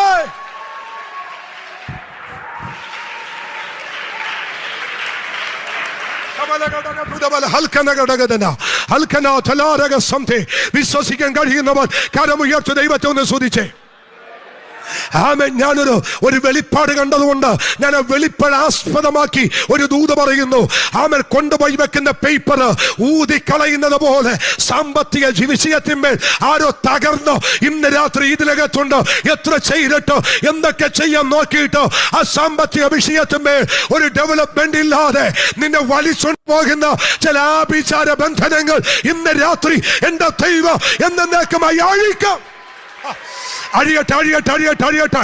യേശുവിന്റെ അധികാരമുള്ള നാമത്തിൽ, യേശുക്രിസ്തുവിന്റെ അധികാരമുള്ള നാമത്തിൽ ചില കൂടാരങ്ങളകത്ത് ചില വിഷയത്തിന്മേൽ അവർ കെട്ടുന്ന പൊട്ടൻ പോകുക. നിന്റെ വിഷയത്തിന്റെ മേൽ ഒരു മറുപടി ഇന്ന് രാത്രി ദൈവം ചെയ്യാൻ പോകുക.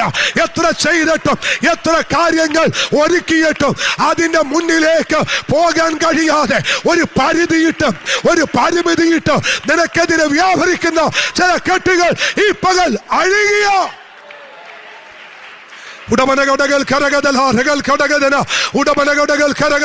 പരിശുദ്ധാത്മാവനോട് പറയുന്നു, സഭയ്ക്കെതിരെ, സഭയുടെ ഭൗതിക നന്മയ്ക്കെതിരെ ശത്രു കെട്ടിവെച്ചത് ഇന്ന് രാത്രി പൊട്ടാൻ പോകുക. എന്തൊക്കെയോ ഏതൊക്കെയോ കാര്യങ്ങൾ ചെയ്യാൻ പ്ലാൻ ഇട്ടാലും അത് ചെയ്യാൻ കഴിയാതെ അതിനെ ഞെരിക്കുന്ന, അതിനെതിരെ വ്യാപരിക്കുന്ന കെടുതികൾ ഇന്ന് രാത്രി പൊട്ടട്ടെ.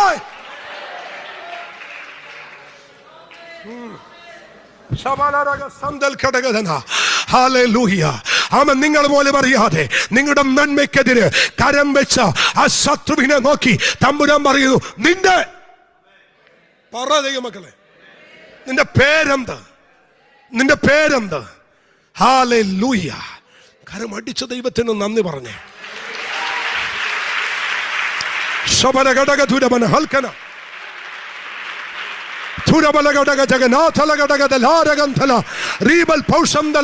നീ വായ്പ വാങ്ങത്തില്ല, നീ വായ്പ കൊടുക്കും. നീ വായ്പ വാങ്ങുകയില്ല, നീ വായ്പ കൊടുക്കും. പരിശുദ്ധാത്മാവനോട് പറയുന്നു, നീ വായ്പ വാങ്ങുകയില്ല, നീ വായ്പ കൊടുക്കും. ദൈവത്തിന്റെ ആത്മ പറയുന്നു, നീ വായ്പ വാങ്ങത്തില്ല, നീ വായ്പ കൊടുക്കും. ഇന്നലെ വരെ ഏതൊക്കെയോ മേഖലകൾ അവൻ വലിയ നഷ്ടത്തിലേക്ക് കൊണ്ടുചെന്ന് നിന്റെ കരങ്ങളെ, നിന്റെ കാലുകളെ ശൂന്യമാക്കാൻ കെട്ടിവെച്ച ചില ആഭിചാരങ്ങൾ ഇന്ന് പകൽ അഴിയുക. അഴിയട്ടെ. പ്രാർത്ഥിച്ചോ. ചില കുടുംബങ്ങളിൽ നിന്ന് ആ കെട്ട് പൊട്ടാൻ പോകുക. അവൻ ചില നന്മകൾ കെട്ടിവെച്ചത്, ചില അനുഗ്രഹങ്ങൾ തടഞ്ഞു വെച്ചത് ഇന്ന് രാത്രി യേശുവിന്റെ നാമത്തിൽ ദൈവം പൊട്ടിക്കുന്നു.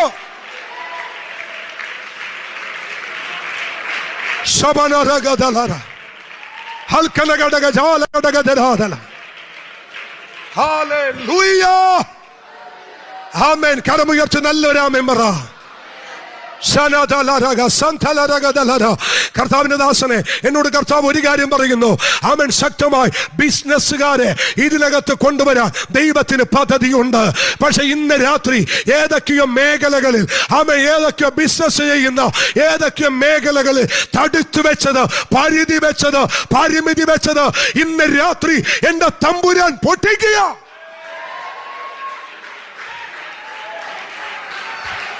റിലീസാകുമെന്ന്, റിലീസാകും.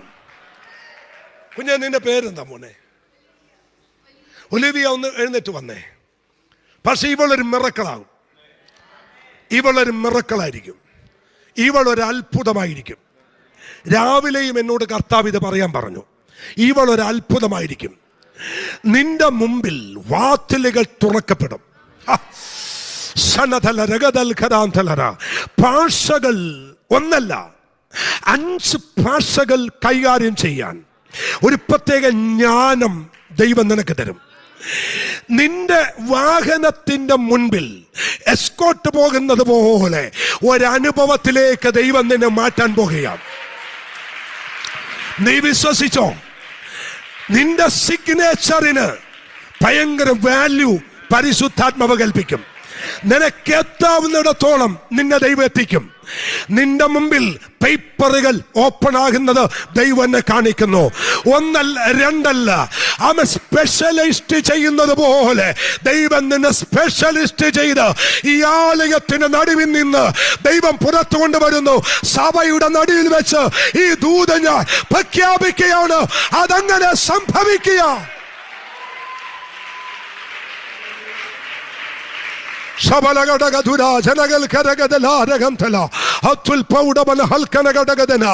ഇവള് ലീഡർഷിപ്പിൽ വരും. പക്ഷേ അവളെ ലീഡർഷിപ്പിൽ വരും. നീ മിടിക്കുക. നിന്റെ മേൽ ഒരു ലീഡർഷിപ്പിന് അനോയിന്റിങ് ദൈവം ഇട്ടിരിക്കുന്നത് എന്ന ദൈവം കാണിക്കുകയാണ്. കർത്താവിന് നല്ലൊരു ഹല്ലേലൂയ പറ. നീ പഠിക്കുന്ന കോളേജ്, നീ പഠിക്കുന്ന സ്കൂളുകളിൽ ഏറ്റവും മുൻപിലായിരിക്കും. 1 പത്രോസ് എന്നെഴുതി എന്ന ദൈവം കാണിക്കുന്നു. 1 പത്രോസ്, 1 നിന്റെ പേര് വരും. എല്ലായിടത്തും നിന്റെ പേര് വരും. കരമടിച്ച ദൈവത്തിന് നന്ദി പറ.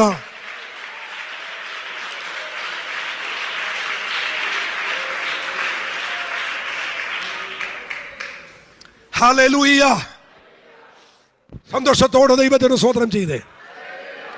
Hallelujah, hallelujah. ഡിസോർഡറായി കിടക്കുന്ന പലതും, ഡിസോർഡറായി കിടക്കുന്ന പലതും ദൈവം ഒന്ന് ക്രമീകരിക്കാൻ പോയ. മുന്നോട്ട് വാ. അവൻ ഏതൊക്കെയോ മേഖലകളിൽ വളരെ വളരെ തിരക്കിട്ട് വലിയ ശക്തമായ നിലയിൽ ഓടിക്കൊണ്ടിരുന്ന ഒരു വാഹനത്തെ ബ്രേക്ക് ഡൗൺ ആക്കി അവൻ അതിനെ കാർപോർച്ച് കയറ്റി ഉപയോഗശൂന്യമാക്കി ഇടത്തൊക്കെ വന്ന എന്നോട് കർത്താവ് ഇങ്ങനെ രാത്രി പറയാൻ പറയുന്നു, ഒരു മേഖലയല്ല എല്ലാ മേഖലകളിലും ആ കെട്ടുന്നത് പൊട്ടാൻ പോവുക. അതനാ ജനഘടകൾ കരകഥന. കർത്താവ് എന്നോട് പറയുന്നു, മാനസികമായും ശാരീരികമായും ആത്മീയമായും ഭൗതികമായും ഈ രാത്രി ഒരു വിടുതൽ എന്റെ തമ്പുരാൻ കൽപ്പിക്കുക. ആമേൻ. ഇന്ന് രാത്രി പരിശുദ്ധാത്മാവിനെ പറയുന്നു, മടുത്തു, ഇനി മുന്നോട്ടൊരു വഴിയില്ല. എല്ലാ വഴികളും പിശാച് കൊട്ടിയടച്ചെങ്കിൽ ഈ രാത്രി വേളയിൽ സൈന്യങ്ങളുടെ യഹോവ ഈ രാത്രി അരുളപ്പാട് പറയുന്നു, അതിന്റെ രാത്രി എന്റെ ദൈവം ഓപ്പൺ ചെയ്യുന്നു. പക്ഷെ എന്നാ ദൈവം ഒരു കാഴ്ച കാണിക്കുക. അവൻ ചില ഫയലുകൾ ഇപ്പൊ പ്രാർത്ഥിച്ചു എവിടെ എഴുന്നേറ്റു പ്രാർത്ഥിക്കും. ഒരുമിച്ചൊന്നു വാ. കർത്താവ് ഇന്ന് ഈ കുടുംബത്തിന്റെ കെട്ട് ദൈവം പൊട്ടിക്കുക. അതനകട കേൾക്കര ഇവര് ആമൻ എന്നോട് കർത്താവ് പറയുകയാണ്, നല്ല നിലയിൽ ഓടിയതാ, നല്ല നിലയിൽ തിരക്കിട്ട് ഓടിയതാ. പക്ഷെ ഇന്ന് വാഹനം കാർപോർച്ചിനകത്ത് കയറ്റി ചുമ്മാ ഇടുന്നത് പോലെ എന്ത് ചെയ്യണമെന്നറിയില്ല, ഏത് കാര്യങ്ങൾക്ക് സ്റ്റെപ്പ് വെക്കണമെന്ന് അറിയത്തില്ല. പക്ഷെ ഇന്ന് രാത്രി ഒരു വെളിച്ചം ഉദിപ്പിക്കാൻ പോകുക തമ്പുരാനെ. എല്ലാ ദൈവദാസന്മാരും ഒന്ന് മുന്നോട്ട് വന്നേ. ദൈവദാസന്മാർ ഓടി മുന്നോട്ട് പോവാ. നമ്മൾ പ്രാർത്ഥിക്കാൻ പോകുക. ഈ ഉപവാസത്തിന്റെ നടുവിൽ ഒരു ശക്തമായ ഡെലിവറൻസ് ഈ കുടുംബ മേല് തമ്പുരാൻ അത് ഫോക്കസ് ചെയ്തെങ്കിൽ ഈ രാത്രി ആ കുടുംബത്തിന്റെ അകത്ത് ഒരു അസാധാരണ വിടുതൽ ഇന്ന് രാത്രി ദൈവം ചെയ്യുക. കർത്താവേ, ഞങ്ങൾ ഒരുമിച്ച് പ്രാർത്ഥിക്കുന്നു, ആ കെടുതികൾ ഇന്ന് രാത്രി അഴിയട്ടെ. സ്വർഗത്തിന്റെയും ഭൂമിയുടെയും ആ വിചാരങ്ങൾ ചുമ്മാ തകർത്തതല്ല, ചുമ്മാ ഉടച്ചതല്ല. വിശ്വസ്തരെന്ന് പറഞ്ഞ ചിലത്, കൂടെ നിൽക്കാമെന്ന് പറഞ്ഞ ചിലത്, നിന്റെ കാല് ആമെ കെട്ടിയിട്ടെങ്കിൽ ഇന്ന് തമ്പുരാൻ പൊട്ടിക്കും. ഉടക്കെട്ടി കടകച്ച തുടക്കെട്ടി വണ്ടക്കെട്ടി കടകം ജാനം ആതുക്കെട്ടും വണ്ടക്കെട്ടും വടകച്ചാരി അതുലക്കെട്ടും വടകച്ചാനി അണ്ടൽക്കെട്ടി അടകല വേദം വേദക്കെട്ടും ചൊല്ലിക്കെട്ടി അമ്പൽ വേദം വേദക്കെട്ടി കടകച്ചാനി കണ്ടന്തി അന്തക്കെട്ട കടകച്ചാനി കെട്ട കടകം കട്ടം വടവച്ചാനി കണ്ടം ദീപക്കെട്ടി ചാന താല താല താല താല താല താല താല താല താല അഴിയട്ടെ ഇന്ന് രാത്രി യേശു ക്രിസ്തുവിന്റെ നാമത്തിൽ ഞങ്ങൾ പൊട്ടിക്കുക. ക്രിസ്തുവേശുവിൻ നാമത്തിൽ പിതാവേ. കരമടിച്ച ദൈവത്തിന് നന്ദി പറ. ഇരുന്നാട്ടെ. അവൻ ഈ രാത്രി ഒരു ദൂതുകൂടി ഞാൻ വിളിച്ചു പറയുന്നു. ഒന്ന്, അവന്റെ ക്രൂശിന് കഴിയുന്നത് രമ്യപ്പെടുത്താൻ കഴിയോ. രണ്ട്, ഏത് ബന്ധനത്തെ അഴിക്കാനും എന്റെ തമ്പുരാന് കഴിയോ. സഭ ഒരുമിച്ച് ഉറക്കെ ഒരു ഹല്ലേലൂയ പറ. അവന്റെ മുമ്പിൽ അഴിയാത്ത ഒരു കെട്ടുമില്ല, അവൻ അഴിക്കാൻ കഴിയാത്ത ഒരു ബന്ധനമില്ല. ഏത് കടുങ്കെട്ടും അഴിപ്പാൻ എന്റെ തമ്പുരാന് ശക്തിയുണ്ട്.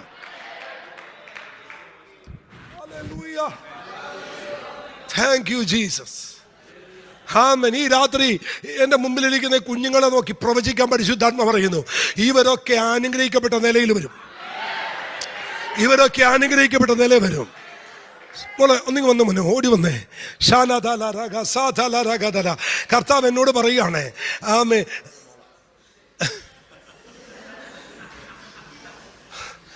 കർത്താവ് എന്നോട് പറയുകയാണ്, യേശുപ്പച്ച എന്നോട് എന്നാ പറയാത്തെ, എന്നോടെന്നാ സംസാരിക്കാത്ത, നീ അവിടെ ഇരുന്ന് പറഞ്ഞു കർത്താവ് എന്നോടെന്നാ സംസാരിക്കത്തെ, എന്നോടെന്നാ കർത്താവ് ഇടപെടാത്തെ. ദേ കർത്താവ് നിന്നോട് പറയുക. ഞാൻ പോയതാ, കർത്താവ് എന്നോട് പറഞ്ഞു അവൾ അങ്ങനെ പറയുന്നുണ്ട്, അവൾ വിളിച്ച് പ്രാർത്ഥിക്കാൻ പറഞ്ഞു, അതുകൊണ്ടാണ് ഞാൻ വീണ്ടും വിളിച്ചത്. മോളെ നീ ഭാരപ്പെടണ്ട കേട്ടോ, നീ ഭാരപ്പെടണ്ട. നിന്റെ ഹൃദയം പെട്ടെന്ന് ഉടയും, നിന്റെ ഹൃദയത്തിനകത്ത് പെട്ടെന്ന് അവന് ഒരുപാട് ചോദ്യങ്ങൾ വരും. അവൻ എന്തുകൊണ്ടാണ്, എന്താ ഇങ്ങനെ? പക്ഷെ കർത്താവ് നീ എല്ലാത്തിനും ആൻസർ അപ്പച്ചൻ തരാൻ പോവുക കേട്ടോ. അവന് എല്ലാത്തിനും ആൻസർ. ഒരു പക്ഷേ ഇങ്ങനെയൊക്കെ ഇങ്ങനെയൊക്കെ ഉണ്ടായിരുന്നെങ്കിൽ, എനിക്ക് ഇങ്ങനെയൊക്കെ പോകാമായിരുന്നല്ലോ, ഇങ്ങനെയൊക്കെ ഉണ്ടായിരുന്നെങ്കിൽ, ഇന്നതൊക്കെ എനിക്ക് ചെയ്യാമായിരുന്നല്ലോ. അത് കൊച്ചെ നിന്റെ ആഗ്രഹമാ, ഒന്നും ദൈവം മുടക്കത്തില്ല. സങ്കീർത്തനം 20:4 നിന്റെ ദൂത, സങ്കീർത്തനം 20:4 നിന്റെ ഹൃദയത്തിലെ ആഗ്രഹം അവൻ നിനക്ക് നൽകും. നിന്റെ താല്പര്യമൊക്കെയും ദൈവം നിവർത്തിക്കും. തമ്പുരാനെ, ഞങ്ങൾ ഒരുമിച്ച് ഈ കുഞ്ഞിന് വേണ്ടി പ്രാർത്ഥിക്കുന്നു. അങ്ങയുടെ നാമം ചൊല്ലി ഞങ്ങൾ അവളെ ബ്ലസ് ചെയ്യുന്നു. യേശു, നീ ചിലത് എഴുതും, ഈ കൈ കൊണ്ട് നീ ചിലത് എഴുതും. ഈ എഴുതാൻ നിനക്കൊരു കൃപ തരും. വാമൊഴിയായും വരമൊഴിയായും ചിലത് ചെയ്യാൻ കുഞ്ഞെ നീ ചിലത് എഴുതും. ചില പ്രബന്ധങ്ങൾ എഴുതി നീ പുറത്തു കൊണ്ടുവരും. അസാധാരണമായി സമർത്ഥനായ ലേഖകന്റെ എഴുത്തുകോൽ പോലെ നിന്റെ യാത്രത്തെയും നിന്റെ വിരലുകളെയും ദൈവം മാറ്റുമെന്ന് സൈന്യങ്ങളുടെ യഹോവ ഇന്ന് രാത്രി ആലോചന പറയുന്നു. കരം തട്ടി ദൈവത്തെ ഒന്ന് സ്തുതിക്കാമോ?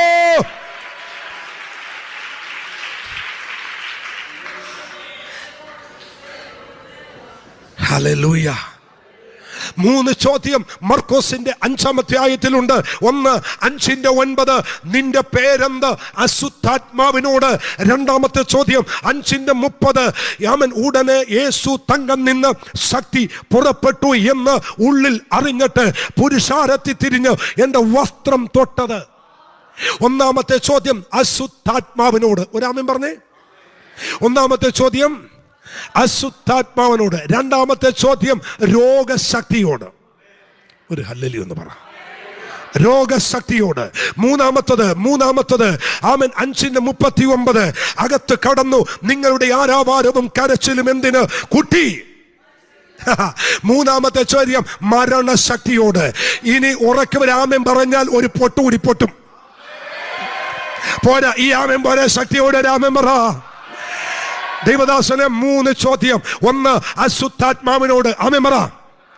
2 രോഗശക്തിയോട്. 3 മരണത്തിന്റെ ശക്തിയോട്. പൈശാചിക മണ്ഡലം, രോഗമണ്ഡലം, മരണത്തിന്റെ കെട്ട്, ഇത് 3 അഴിപ്പാൻ എന്റെ യേശുവിന് ഇന്ന് രാത്രി ശക്തിയുണ്ട്. കാലമടിച്ച്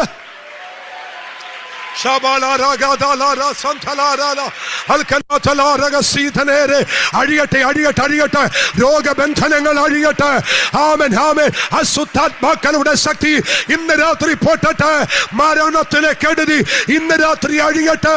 ഞാൻ മരിക്കയില്ല, ഞാൻ ജീവനോടിരുന്ന് ദൈവത്തിന്റെ പ്രവൃത്തി വർണ്ണിക്കുമെന്ന് പറയാൻ കഴിയുന്നവർ 2 കരമടിച്ച് അന്യഭാഷ പറഞ്ഞ് ദൈവത്തെ ആരാധിച്ചു പറ. ഞാൻ മരിക്കത്തില്ല, ഞാൻ മരിക്കത്തില്ല, ഞാൻ മരിക്കത്തില്ല, ഞാൻ മരിക്കയില്ല, ഞാൻ ജീവനോട് ഇരുന്ന് ദൈവത്തിന്റെ പ്രവൃത്തി വർണ്ണിക്കാം.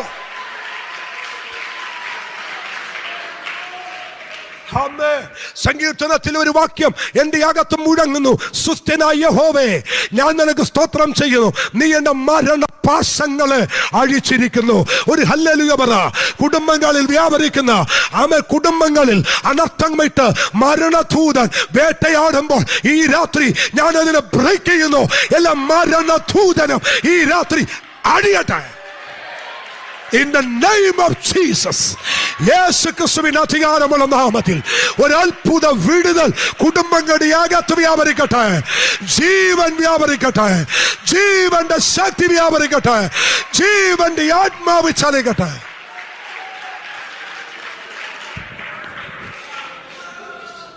ഓ ഷാനാഥ, ഇത് എത്രാം ദിവസം പക്ഷേ? 9-ാമത്തെ ദിവസം കുറിച്ചു വെച്ചോ. ഇന്ന് രാത്രി പ്രത്യക്ഷമായ അടയാളം നിങ്ങൾ കാണും. ഞാൻ ഒരു കാര്യം ചോദിച്ചോട്ടെ. സ്തോത്രം. എന്നെ തോന്നലാണ്, വിട്ടുകളഞ്ഞേക്കണം. ഈ വീടിൻ്റെ മേൽക്കൂരയൊക്കെ ചെയ്യുന്ന അല്ലെങ്കിൽ വെൽഡിങ് വർക്കുമായി ചെയ്യുന്ന ആരെങ്കിലും, ഈ കൺസ്ട്രക്ഷൻ വർക്ക് ചെയ്യുന്ന ആരെങ്കിലും ഇതിനകത്തുണ്ടോ? ഉണ്ട്. ഓക്കെ, അച്ഛാ ഒന്ന് മുന്നോട്ട് വന്നേ. പ്രാർത്ഥിക്കാൻ കർത്താവിനോട് പറഞ്ഞു. ഷാനാതാലാരാ, നിങ്ങളുടെ കരങ്ങളെ ദൈവം തൊടാൻ പോകുക കേട്ടോ. കരങ്ങളെ ദൈവം തൊടാൻ പോകുക. ഞാൻ കുറേ നേരമായി എന്നോടത് പറയുന്നേ. അങ്ങനെ ചെയ്യുന്നൊരു വ്യക്തി ഇതിനകത്തുണ്ട്. അവൻ്റെ കരങ്ങളെ ദൈവം അനുഗ്രഹിക്കും. ഈ കരം ദൈവം അനുഗ്രഹിക്കാൻ പോകുക. അവൻ നിങ്ങളെ കൊണ്ട് ദൈവം ചിലതിനെ അടിസ്ഥാനമിടിക്കും. നിങ്ങളെ കൊണ്ട് ദൈവം ചിലത് പണിയിപ്പിക്കും. ഇന്ന് ഞങ്ങൾ ഇവിടെ പ്രാർത്ഥിക്കുമ്പോൾ നിങ്ങളുടെ കുടുംബത്തിനകത്ത് മാത്രമല്ല, ദൂരത്തിരിക്കുന്ന ആരുടെയും മേൽ ദൈവത്തിൻ്റെ കരം ഇന്ന് രാത്രി ചലിക്കാൻ പോകുക. സ്വർഗീയ പിതാവേ, അടിയങ്ങൾ ഒരുമിച്ച് ചേർന്ന് നിന്റെ ദാസന് വേണ്ടി പ്രാർത്ഥിക്കുന്നു. ആ വെളിപ്പാടിന് പുറത്തു നിന്ന് ഞങ്ങൾ യേശുവിന്റെ നാമത്തിൽ ക്ലെയിം ചെയ്ത് പ്രാർത്ഥിക്കുന്നു.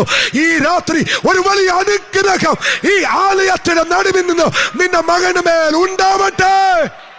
പിതാവിൻ്റെയും പുത്രന്റെയും പരിശുദ്ധാത്മാവിന്റെയും നാമം ചൊല്ലി ഞങ്ങൾ അനുഗ്രഹിക്കുന്നു. തമ്പുരാനെ, അവിടുത്തെ കരം നീട്ടുന്നത് കൊണ്ട് നന്ദി. ക്രിസ്തുയേശുവിൻ നാമത്തിൽ പിതാവേ, ആമേൻ. ദൈവം അനുഗ്രഹിക്കട്ടെ. വീണ്ടും വീണ്ടും പരിശുദ്ധാത്മാവിനോട് പ്രവചിക്കാൻ പറയുന്നു. ആ പ്രവചന ദൂതിയാൻ പറയുന്നു.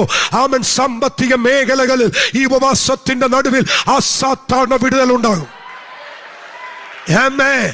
സതികെ ഇന്ന് രാത്രി ലൈവിലൂടെ ഞങ്ങൾ കേൾക്കുന്നവരോട് പറയുന്നു, നിങ്ങൾ ഏത് രാജ്യത്തിരുന്ന്, നിങ്ങൾ ഏത് ദേശത്തിരുന്ന് ഞങ്ങളെ ഈ തിരുവചനം ശ്രദ്ധിക്കുന്നു, നിങ്ങൾ ഇരിക്കുന്ന ഇടത്ത് വേഗത്തിൽ ഓടുന്ന ദൈവത്തിന്റെ വചനം അടച്ച് നിങ്ങളെ വിടുവിച്ചിരിക്കും. നിങ്ങളുടെ കൂടാരങ്ങളിൽ ഒരു വിടുതൽ വ്യാപരിച്ചിരിക്കും.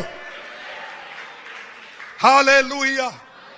മൂന്ന് ചോദ്യങ്ങൾ. ആമേൻ. 1, ആമേൻ, സ്തോത്രം, നിന്റെ പേരെന്ത്? 2, എന്നെ തൊട്ടതാര്? 3, നിങ്ങളുടെ കരച്ചിലും ആരവാരവും. 3 ശക്തികളെ ദൈവം വെല്ലുവിളിച്ചു. 3 ശക്തികൾ ഏതൊക്കെയാ? പൈശാചികം, രോഗം, മരണം. ഇത് 3 അഴിപ്പാൻ കഴിവുള്ളവൻ നമ്മുടെ ദൈവമാണ്. അല്ലേ? സ്വോത്രം.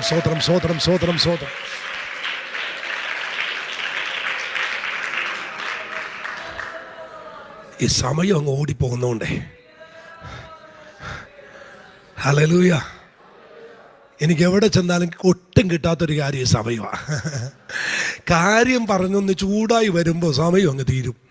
എന്തുവാകട്ടെ, ഞാൻ 1-2 കൂടി പറയാം. അല്ലേ? ക്രൂസിൻ്റെ 3ാമത്തെ സാധ്യത. പക്ഷെ അതിനകത്ത് നിങ്ങളോട് ദൈവം വീണ്ടും സംസാരിക്കും. എന്താണ്? ഒരിക്കലും പ്രശസ്തനല്ലാത്തവനെ ക്രൂസ് പ്രശസ്തനാക്കും. അത് എന്നോടാണെന്ന് നിങ്ങൾക്ക് ഓർമ്മയുണ്ടെങ്കിൽ ഓർമ്മയ്ക്ക് രാമൻ പറഞ്ഞ കേട്ടത്. ആമൻ. ആ വാക്യം ഒന്ന് വായിച്ച ദൈവമക്കളെ.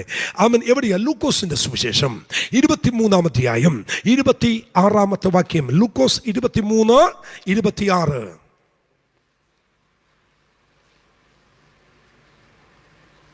അങ്ങനെ കൊണ്ടുപോകുമ്പോൾ വയലിൽ നിന്ന് വരുന്ന ശീമോൻ എന്ന ഒരു കുറേനക്കാരനെ, അങ്ങനെ അവനെ കൊണ്ടുപോകുമ്പോൾ വയലിൽ നിന്നും വരുന്ന ശീമോൻ എന്ന കുറേനക്കാരനെ അവർ പിടിച്ച് ക്രൂശ് ചുമപ്പിച്ചു യേശുവിന്റെ പിന്നാലെ നടക്കുമാറാക്കി. ഇത്രയും ഭാഗം നിങ്ങൾ കേട്ടല്ലോ. ഇത്രയും പറഞ്ഞ് ഇന്ന് ഞാനിവിടെ അവസാനിപ്പിക്കാം. ഹല്ലേലൂയ. ഒരു ആമേൻ പറഞ്ഞേ. ദൈവമക്കളെ ശ്രദ്ധിച്ചേക്കണേ. ഒന്ന് ശാന്തമായിട്ട് പറയാം. ഈ യേശു കർത്താവ് ചിലരെയൊക്കെ വിളിച്ചത് കൂടെ കാണുമെന്ന് കരുതിയ, അല്ലേ? ശീമോൻ എന്ന് പേര് പറഞ്ഞ ഒരുത്തന്നെ വിളിച്ചു, അല്ലേ? ആരാ? പത്രോസ്. 12 അടി വീതിയുള്ള വഴിയിൽ ത്രാണിയില്ലാതെ കുരിശ് ചുമക്കാൻ ത്രാണിയില്ലാതെ വരുമ്പോൾ ആ കുരിശ് ചുമന്ന് ഗൊൽഗോത്ത വരെ എത്തിക്കാൻ കൂടെ കാണും എന്ന് കരുതി ദൈവം പേര് ചൊല്ലി വിളിച്ചു ശീമോനെ. പക്ഷേ വാളെടുത്ത് വെട്ടി ഉപരിവിപ്ലവത്തിൻ്റെ ആത്മീയതയിൽ പുറഞ്ചട്ട വലിച്ചെറിഞ്ഞു കളഞ്ഞ് ഇട്ടോടി തള്ളിപ്പറഞ്ഞു, ആണയിട്ട് ശപിച്ചു. പത്രോസേ, എടാ ശീമോനെ, നീ വിചാരിച്ചു അല്ലേ എൻ്റെ യേശുപ്പനെ ക്രൂശ് ചുമക്കാൻ കൂടെ ഇല്ലാതെ ഒറ്റിപ്പറഞ്ഞിട്ട് തള്ളിപ്പറഞ്ഞിട്ട് പോയാൽ വേറൊരുത്തനെ കിട്ടില്ലെന്ന്? എടാ, ആഫ്രിക്കയിൽ നിന്ന് കുറേനെന്ന് വരുത്തുവടാ ചുമക്കാൻ ശീമോനെ. മനസ്സിലായില്ലല്ലേ? ഒരു ശീമോൻ ഇവിടെ നിന്ന് പോയാൽ 10,000 ശീമോന്മാരെ ദൈവത്തിന് കൊണ്ടുവരാൻ കഴിയും. ആമേൻ. യേശുവിൻ്റെ 12 അടി വീതിയുള്ള ആ കുരിശ് ചുമന്നുകൊണ്ട് പോകുന്ന പാതയിൽ ത്രാണിയില്ല, ഇവൻ അവിടം വരെ എത്തില്ല എന്ന് കണ്ടപ്പോൾ ഇതൊന്ന് ചുമന്ന് കൊൽക്കോത്ത വരെ എത്തിക്കാൻ പടയാളികൾ ചുറ്റും നോക്കി. ഇനി ആ ചുറ്റും നോക്കിയതിൽ ആരൊക്കെ ഉണ്ടെന്ന് നിങ്ങളൊന്ന് കേട്ടോ. ആ ക്രൂസിൻ്റെ ഇങ്ങേ സൈഡ് നിൽക്കുന്നതിൽ 1-2 പേരെ പരിചയപ്പെടുത്താം. മരിച്ചിട്ട് നാറ്റം വെച്ച് ഉയർത്തെന്നിട്ട് ലാസർ ദാണ്ട് ഇങ്ങേ അറ്റത്ത് നിൽപ്പുണ്ട്. തൊട്ടടുത്ത് നിൽക്കുന്ന ചെറുപ്പക്കാരനെ കണ്ടോ? നൈൽ പട്ടണത്തിലെ വിധവയുടെ മോന. അവൻ്റെ തൊട്ടപ്പുറത്ത് നിൽക്കുന്ന കുറച്ച് പേരെ കണ്ടോ? ആരാ? കുഷ്ഠരോഗം സൗഖ്യമായതാ. അവൻ കുറച്ചുകൂടി അങ്ങോട്ട് പോകുമ്പോൾ പെൺകുട്ടി നിൽക്കുന്ന കണ്ടോ? യായിറോസിൻ്റെ മോള. ഇനി ഇപ്പുറത്ത് ഒരു പേരെ കണ്ടോ? അപ്പം തിന്നവരാ, അത്ഭുതം കണ്ടവരാ, അടയാളം കണ്ടവരാ. പക്ഷെ ആരും കുരിശെടുക്കാൻ മുന്നോട്ട് വന്നില്ല. വരാഞ്ഞതിന് പിന്നിൽ ഒരു കാരണമുണ്ട്. ഏതാനും മണിക്കൂറുകൾ കഴിയുമ്പോൾ ശാബത്ത് ആരംഭിക്കുക. ശാബത്ത് ആരംഭിച്ചു കഴിഞ്ഞാൽ അവൻ കുരിശ് തൊടുന്നത് അവൻ ശപിക്കപ്പെട്ടിരിക്കും. ക്രൂശ് ഒരിക്കലും അനുഗ്രഹത്തിന്റെ ചിഹ്നമല്ല, ശാപത്തിന്റെ ചിഹ്നമാ. ഒരു യഹൂദൻ ശാബത്ത് തുടങ്ങുന്നതിന് മണിക്കൂറുകൾക്ക് മുമ്പ് ആ ക്രൂശിന്റെ അറ്റം തൊട്ടാൽ അവൻ ശപിക്കപ്പെട്ടവനാണ്. അതുകൊണ്ട് അനുഭവമുള്ള ഒരുത്തൻ പോലും ക്രൂശിന്റെ അറ്റം തൊടാൻ വരാൻ മടിച്ചു നിൽക്കുമ്പോ, മാറി നിൽക്കുമ്പോ, കുതിരപ്പുറത്തിരിക്കുന്ന പടയാളി ഒരുത്തനെ കണ്ടു. ആരാണ്? ആഫ്രിക്കയിൽ കുറേന എന്ന് പറയുന്ന ലിബിയക്ക് അടുത്ത് കിടക്കുന്ന ഒരു ദേശത്തു നിന്നും എപ്പോഴോ എവിടെ നിന്നോ വന്ന ഒരു കുറേനക്കാരനായ കാപ്പിരിമുടിയുള്ള ഒരു ചെറുപ്പക്കാരനെ അവന്റെ കണ്ണിൽപ്പെട്ടു. ഒരു സ്വതന്ത്രം പറ. അവനോട് പറയുന്നു, വാ, വന്ന് ക്രൂശെട്. നിർബന്ധിച്ചു എന്നാണ് പറയുന്നത്. അങ്ങനെയാണെങ്കിൽ പലയാവർത്തി പറഞ്ഞു കാണും. അവൻ ഒത്തിരി ഒഴിവ് കഴിവ് പറഞ്ഞു കാണും. സാറേ, ഞാൻ ഇവിടത്തുകാരനല്ല, ഞാൻ യഹൂദനല്ല, ഞാൻ പുറം ജാതിക്കാരനാ, ഞാനൊരു അടിമയാ, ഞാൻ എന്തിന് കുരിശെടുക്കണം? വാക്കുകൾക്കൊന്നും പ്രസക്തിയില്ല, കുരിശെടുത്തേ പറ്റൂ, കുരിശെടുത്തേ പറ്റൂ. ദൈവമക്കളെ, ഒരു ചരിത്രം ഞാനൊന്ന് തൊട്ടോട്ടെ. എൻ്റെ അപ്പൻ്റെ പുസ്തകത്തിനകത്ത് യേശുവിൻ്റെ ക്രൂശ് മരണം മുഴുവൻ തിരുവെഴുത്തുകളിൻ പ്രകാരമാണ്. അവൻ അടി കൊണ്ടത് തിരുവെഴുത്തുകളിൻ പ്രകാരം, അവൻ്റെ അങ്കിക്ക് വേണ്ടി ചീട്ടിട്ടത് തിരുവെഴുത്തുകളിൻ പ്രകാരം, അവൻ്റെ അസ്ഥികളൊന്നും ഒടിയാതിരുന്നത് തിരുവെഴുത്തുകളിൻ പ്രകാരം, യെരൂശലേം പുത്രിമാർ വാവിട്ട് കരഞ്ഞത് തിരുവെഴുത്തുകളിൻ പ്രകാരം, അവനെ ഒറ്റിക്കൊടുത്ത യൂദ വെള്ളിക്കാശ് മേടിച്ച തിരുവെഴുത്തുകളിൻ പ്രകാരം, ജനനം മുതൽ മരണം വരെ തിരുവെഴുത്തുകളിൻ പ്രകാരം. എന്നാൽ നിങ്ങളൊരു സത്യം ഇന്ന് രാത്രി അറിയണം. വലിയ പ്രവാചകനാകട്ടെ, ചെറിയ പ്രവാചകന്മാരാകട്ടെ, പഴയ നിയമത്തിലെ ഒരു പ്രവാചകനും വെളിപ്പെടാതിരുന്ന ഒരൊറ്റ തിരുവെഴുത്ത് എന്നാന്നറിയാമോ? ഈ കുരിശിന്റെ പാതയിൽ ഒരു ശിമയോൻ വന്ന് കുരിശെടുക്കുമെന്ന് ഒരു പ്രവാചകനും വെളിപ്പെട്ടില്ല. എന്നോടൊപ്പം നിങ്ങളുണ്ടോ? യെശയ്യാവ് പ്രവചിച്ചില്ല. യെശയ്യാവല്ലേ ക്രൂശ് മരണം പ്രവചിച്ചത്? അവൻ ഏലി ഏലി ലമ്മാ ശബക്താനി എന്ന് പ്രസംഗിച്ചത്, എന്നെ കൈവിട്ടത്. സങ്കീർത്തനം 22. ദാവീദല്ലേ, ദാവീദേ, നീ കണ്ടില്ലേ ക്രൂശിന്റെ വഴിയിൽ ശീമോൻ വരുന്നത്? യെശയ്യാവേ, നീ കണ്ടില്ലേ ക്രൂശിന്റെ ചുവടിൽ ശീമോൻ വരുന്നത്? ഇല്ലില്ല, ഞങ്ങൾ ആരും ശീമോനെ കണ്ടില്ല. അങ്ങനെയാണെങ്കിൽ ഇന്ന് രാത്രി നീ കുറിച്ചു വെച്ചോ, ഒരു പ്രവാചകനും വെളിപ്പെടുത്താത്ത എന്തോ സംതിങ് സ്പെഷ്യൽ ദൈവം നിനക്ക് വേണ്ടി മാറ്റി വെച്ചിട്ടുണ്ട്. ഒരു ഹല്ലേലൂയ ഉറക്കെ പറ.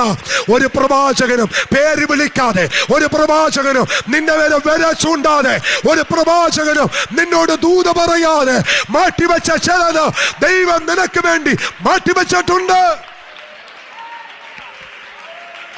ഹല്ലേലൂയ.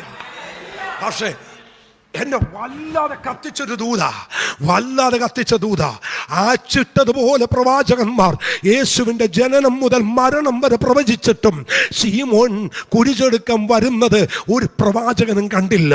അങ്ങനെയാണെങ്കിൽ കുറിച്ചു വെച്ചോ, ഉലകത്തിൽ ഒരു പ്രവാചകനും പ്രവചിക്കാത്ത എന്ത് സ്പെഷ്യൽ ഗിഫ്റ്റ് കുഞ്ഞെ ദൈവം നിനക്ക് വേണ്ടി മാറ്റി വെച്ചിട്ടുണ്ട്. പറ്റുമെങ്കിൽ ആമേൻ പറഞ്ഞ് കേട്ടോട്, പറ്റുമെങ്കിൽ ആമേൻ പറഞ്ഞ് കേട്ടോട്. എനിക്ക് വേണ്ടി ദൈവം മാറ്റി വെച്ചിട്ടുണ്ട്, നിങ്ങൾക്ക് വേണ്ടി ദൈവം. Hallelujah, hallelujah.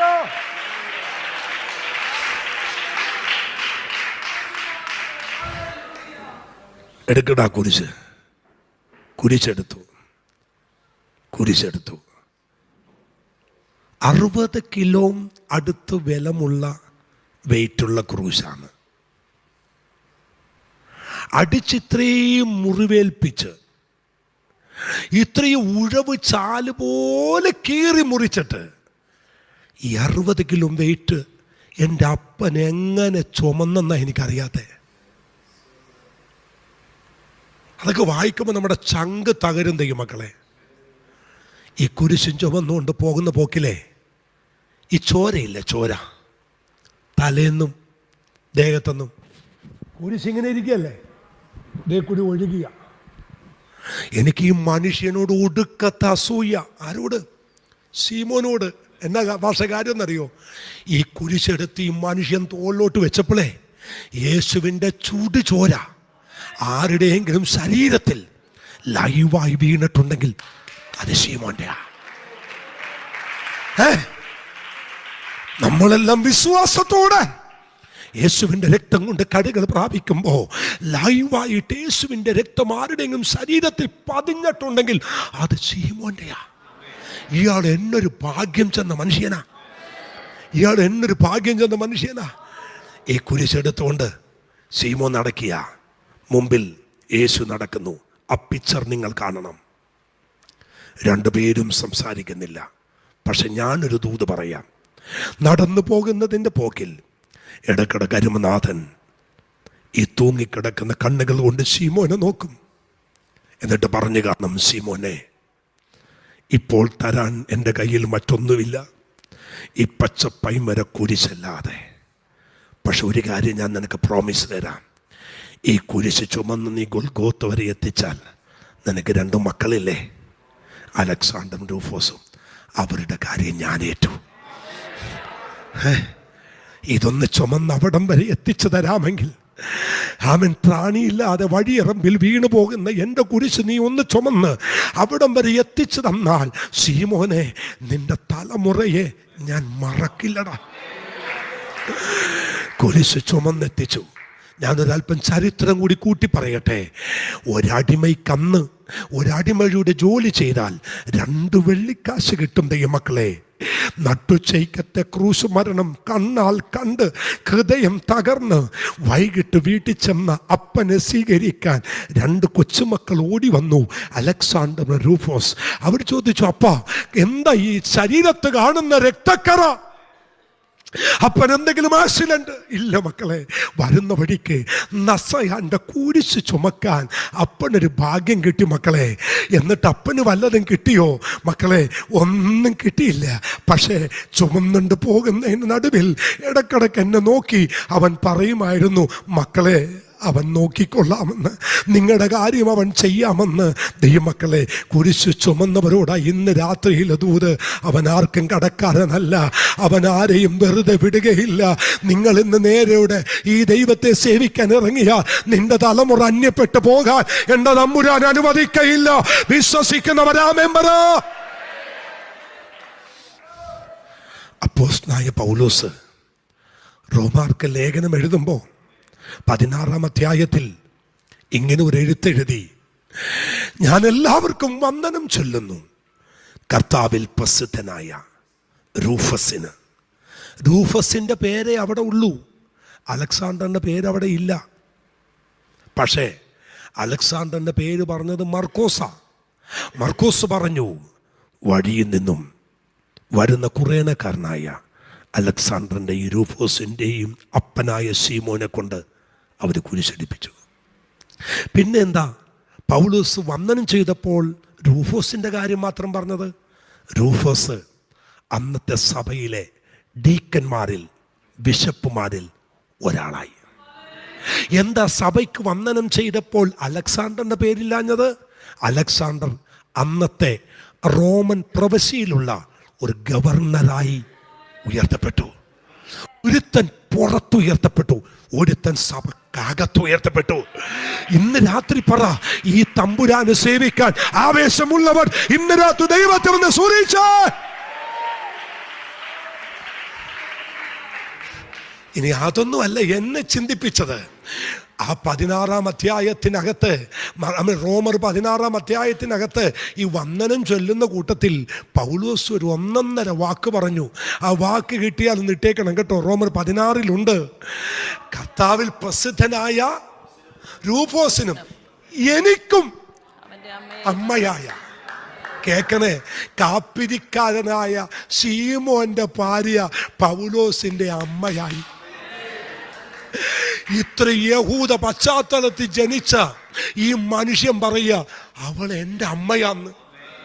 പാതിവഴി കുരിശെടുത്ത് എല്ലാവരും അവജ്ഞതയുടെ വാക്ക് പറഞ്ഞ്, അയ്യോ ഇവൻ ഈ ഗതി വന്നല്ലോ എന്ന് പറഞ്ഞ് കുരിശ് ചുമക്കുന്ന ശീമോനെ വിലയിരുത്തിയില്ലേ? സ്വർഗം പുസ്തകത്തിൽ എഴുതി, ഇവനെ ഞാൻ അനുഗ്രഹിച്ചിരിക്കും. ഒരിക്കലും പ്രശസ്തനല്ലാത്തവനെ ഈ ക്രൂശ് എന്ത് ചെയ്യും? പറ, ഉറക്കെ പറ. ഒരു കയ്യിൽ വലയും മറ്റേ കയ്യിൽ കുലശ്ശേരിയും കൈപ്പാണിയും പിടിച്ച് നടന്ന ഞങ്ങളെയൊക്കെ ഇത്രയും ദൈവം കൊണ്ടുവന്നില്ലേ? ഓ പ്രൈസ് ഗാഡ്, സ്വോത്രം പറ. ഇത്രയും ദൈവം കൊണ്ടുവന്നില്ലേ? ഒറ്റ കാര്യമാ, ക്രൂശ് എടുത്തതാ. ഇനി നിങ്ങൾക്ക് വേണമെങ്കിൽ സ്തോത്രം, ഒറ്റ മിനിറ്റ് പക്ഷേ, ഒറ്റ സന്തോഷമാണോ? ആമേ. നിങ്ങൾക്കും ദൂരെ പോകണ്ട, എനിക്കും ദൂരെ പോകണ്ട. എന്നെ കുണ്ടന്നൂരാ വീട്. അപ്പോൾ ഇവിടെ നിന്ന് അടുത്ത് പോയാൽ മതി. വേറെ ദൂരമാണെങ്കിൽ ഞാൻ നിർത്തി നേരത്തെ ഓടും. നാളെ ചാലക്കുടിയില്ല വൈകിട്ട് കൺവെൻഷൻ, അതുകൊണ്ട് പകൽ എനിക്കില്ല, വൈകിട്ട് എത്തിയാൽ മതി. സ്വതന്ത്രം. ഒന്ന് ശ്രദ്ധിച്ചേ, ക്രൂസിൻ്റെ അടുത്ത സാധ്യത പറഞ്ഞിട്ട് ഞാൻ പ്രാർത്ഥിക്കാം. ദൈവമക്കളെ, ഈ അജ്ഞാനിയെ ജ്ഞാനിയാക്കി മാറ്റുന്നത് യേശുവിൻ്റെ ക്രൂശാണ്. യേശുവിൻ്റെ ക്രൂശിന് പ്രതിദാനം ചെയ്യാൻ മുമ്പേ നടന്നൊരു ശതാധിപനുണ്ട്. ഇവൻ എട്ടും പൊട്ടും തിരിയാത്തവനാ. പക്ഷെ ക്രൂശ് ഉയർന്നു കഴിഞ്ഞപ്പോൾ ഇവൻ പറയുക, ഇവൻ വാസ്തവത്തിൽ ആരാ? നീതിമാൻ. അജ്ഞാനിയെ ജ്ഞാനിയാക്കി മാറ്റുന്നത് യേശുവിൻ്റെ ക്രൂശാണ്. ഇനി അടുത്തത് പറയുമ്പോൾ പിണങ്ങരുത്. രഹസ്യ ശിഷ്യനെ പരസ്യ ശിഷ്യനാക്കിയത് യേശുവിൻ്റെ ക്രൂശാ. ഒരു ഹല്ലേലൂയ പറ. അവൻ ആരാ? നിക്കോദിമോസ് രഹസ്യ ശിഷ്യനാ. പക്ഷെ ക്രൂസ് ഉയർന്നപ്പോൾ രഹസ്യമൊക്കെ വീട്ട് പുള്ളി പരസ്യമായി.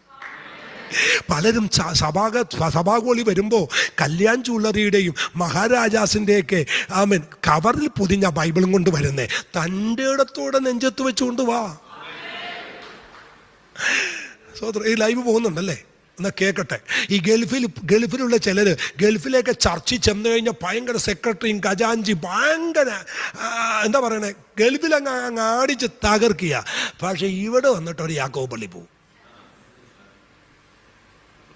ഏതായാലും ഞാൻ പോണേ. ഇവിടെ വന്നിട്ട് അത് മാർത്തോമ കത്തോലിക്ക പള്ളിയിൽ പോകും. അതെന്ന് വെച്ചാൽ ഇവിടെ വന്നിട്ട് പോകുന്നത് അത് കൊച്ചിൻ്റെ കല്യാണം, മോൻ്റെ കെട്ട്, 28 കെട്ട്, നിന്നെ കെട്ടിക്കും ദൈവം. രഹസ്യ ശിഷ്യന്റെ പരിപാടി ഇവിടെയില്ല. ക്രൂസ് വരെ ഉള്ള രഹസ്യം. ക്രൂസ് ഉയർന്ന പിന്നെ പരസ്യമാണ്. ഹല്ലേലൂയ. ഇത് നെഞ്ചത്ത് വെച്ചുകൊണ്ട് ആ ഹൈവേ കൂടി ഒന്ന് ക്രോസ് ചെയ്ത് ഇങ്ങ് വന്നേ. 10 പേരൊന്ന് കാണട്ടെ. ആരും കണ്ടില്ല, പിശാച് കാണട്ടെ. ഇരുവായി തലയുള്ള വാള് നിന്നെ കയ്യിൽ പിടിച്ചിരിക്കുന്നു. ലാസ്റ്റ് പ്രത്യാശ നഷ്ടപ്പെട്ടവന്റെ ജീവിതത്തിൽ പ്രത്യാശ മടക്കി തരുന്നത് യേശുവിൻ്റെ ക്രൂശാണ്. ക്രൂശിലെ കള്ളൻ ഓരോ പടി ചവിട്ടി ഇറങ്ങി പാതാളത്തിലേക്ക് പോകുക. പാതാളത്തിലേക്ക് ലാസ്റ്റ് സീന, അവൻ മരിക്കാൻ പോകുക. പാതാളത്തിലേക്ക് ഇങ്ങനെ ചവിട്ടി ഇറങ്ങി പോകുന്നതിന് മുൻപ് ഒരു ശബ്ദം, ഏലി ഏലി ലമാ. പിതാവേ, ഇവർ ചെയ്തെന്തെന്നറിയാകൽ ഇവരോട്. ആ ചവിട്ടുപടിയിലേക്ക് പോകാൻ പോയ കള്ളൻ അവിടെ നിന്നിട്ട് നേരെ നോക്കി ഒരൊറ്റ വിളി, യേശുവേ, രാജ്യത്വം പ്രാപിച്ചു വരുമ്പോൾ എന്നെ നീ പോയി മീശയൊക്കെ വടിച്ച് ക്ലീൻ ഷാവൊക്കെ ചെയ്ത് വെള്ളം ഇട്ടുകൊണ്ട് വാ, ഞാൻ നിന്നെ കൊണ്ടുപോകാന്നല്ല പറഞ്ഞു. നമ്മുടെ ഉപദേശിമാരാണ് പറയും, പോയി ക്ലീൻ ഷാവൊക്കെ ചെയ്യുക, കഴുത്തിലും കാലിലൊക്കെ ഊര്, എന്നിട്ട് വെള്ളം ഇട്ടുകൊണ്ട് വാ, കൊണ്ടു. ഇന്ന് നീ എന്നോട് കൂടെ, ഇന്ന് നീ എന്നോട് കൂടെ. പ്രത്യാശ നഷ്ടപ്പെട്ടവന്റെ ജീവിതത്തിൽ പ്രത്യാശ മടക്കി തരുന്നത് യേശുവിൻ്റെ ക്രൂശാണ്. ക്രൂശ് രമ്യപ്പെടുത്തും. ക്രൂശ് ബന്ധനമഴിക്കും. ക്രൂശ് പ്രശസ്തനല്ലാത്തവനെ പ്രശസ്തനാക്കും. ക്രൂശ് അജ്ഞാനിയെ ജ്ഞാനിയാക്കും. ക്രൂശ് പ്രത്യാശ നഷ്ടപ്പെട്ടവന്റെ ജീവിതത്തിൽ പ്രത്യാശ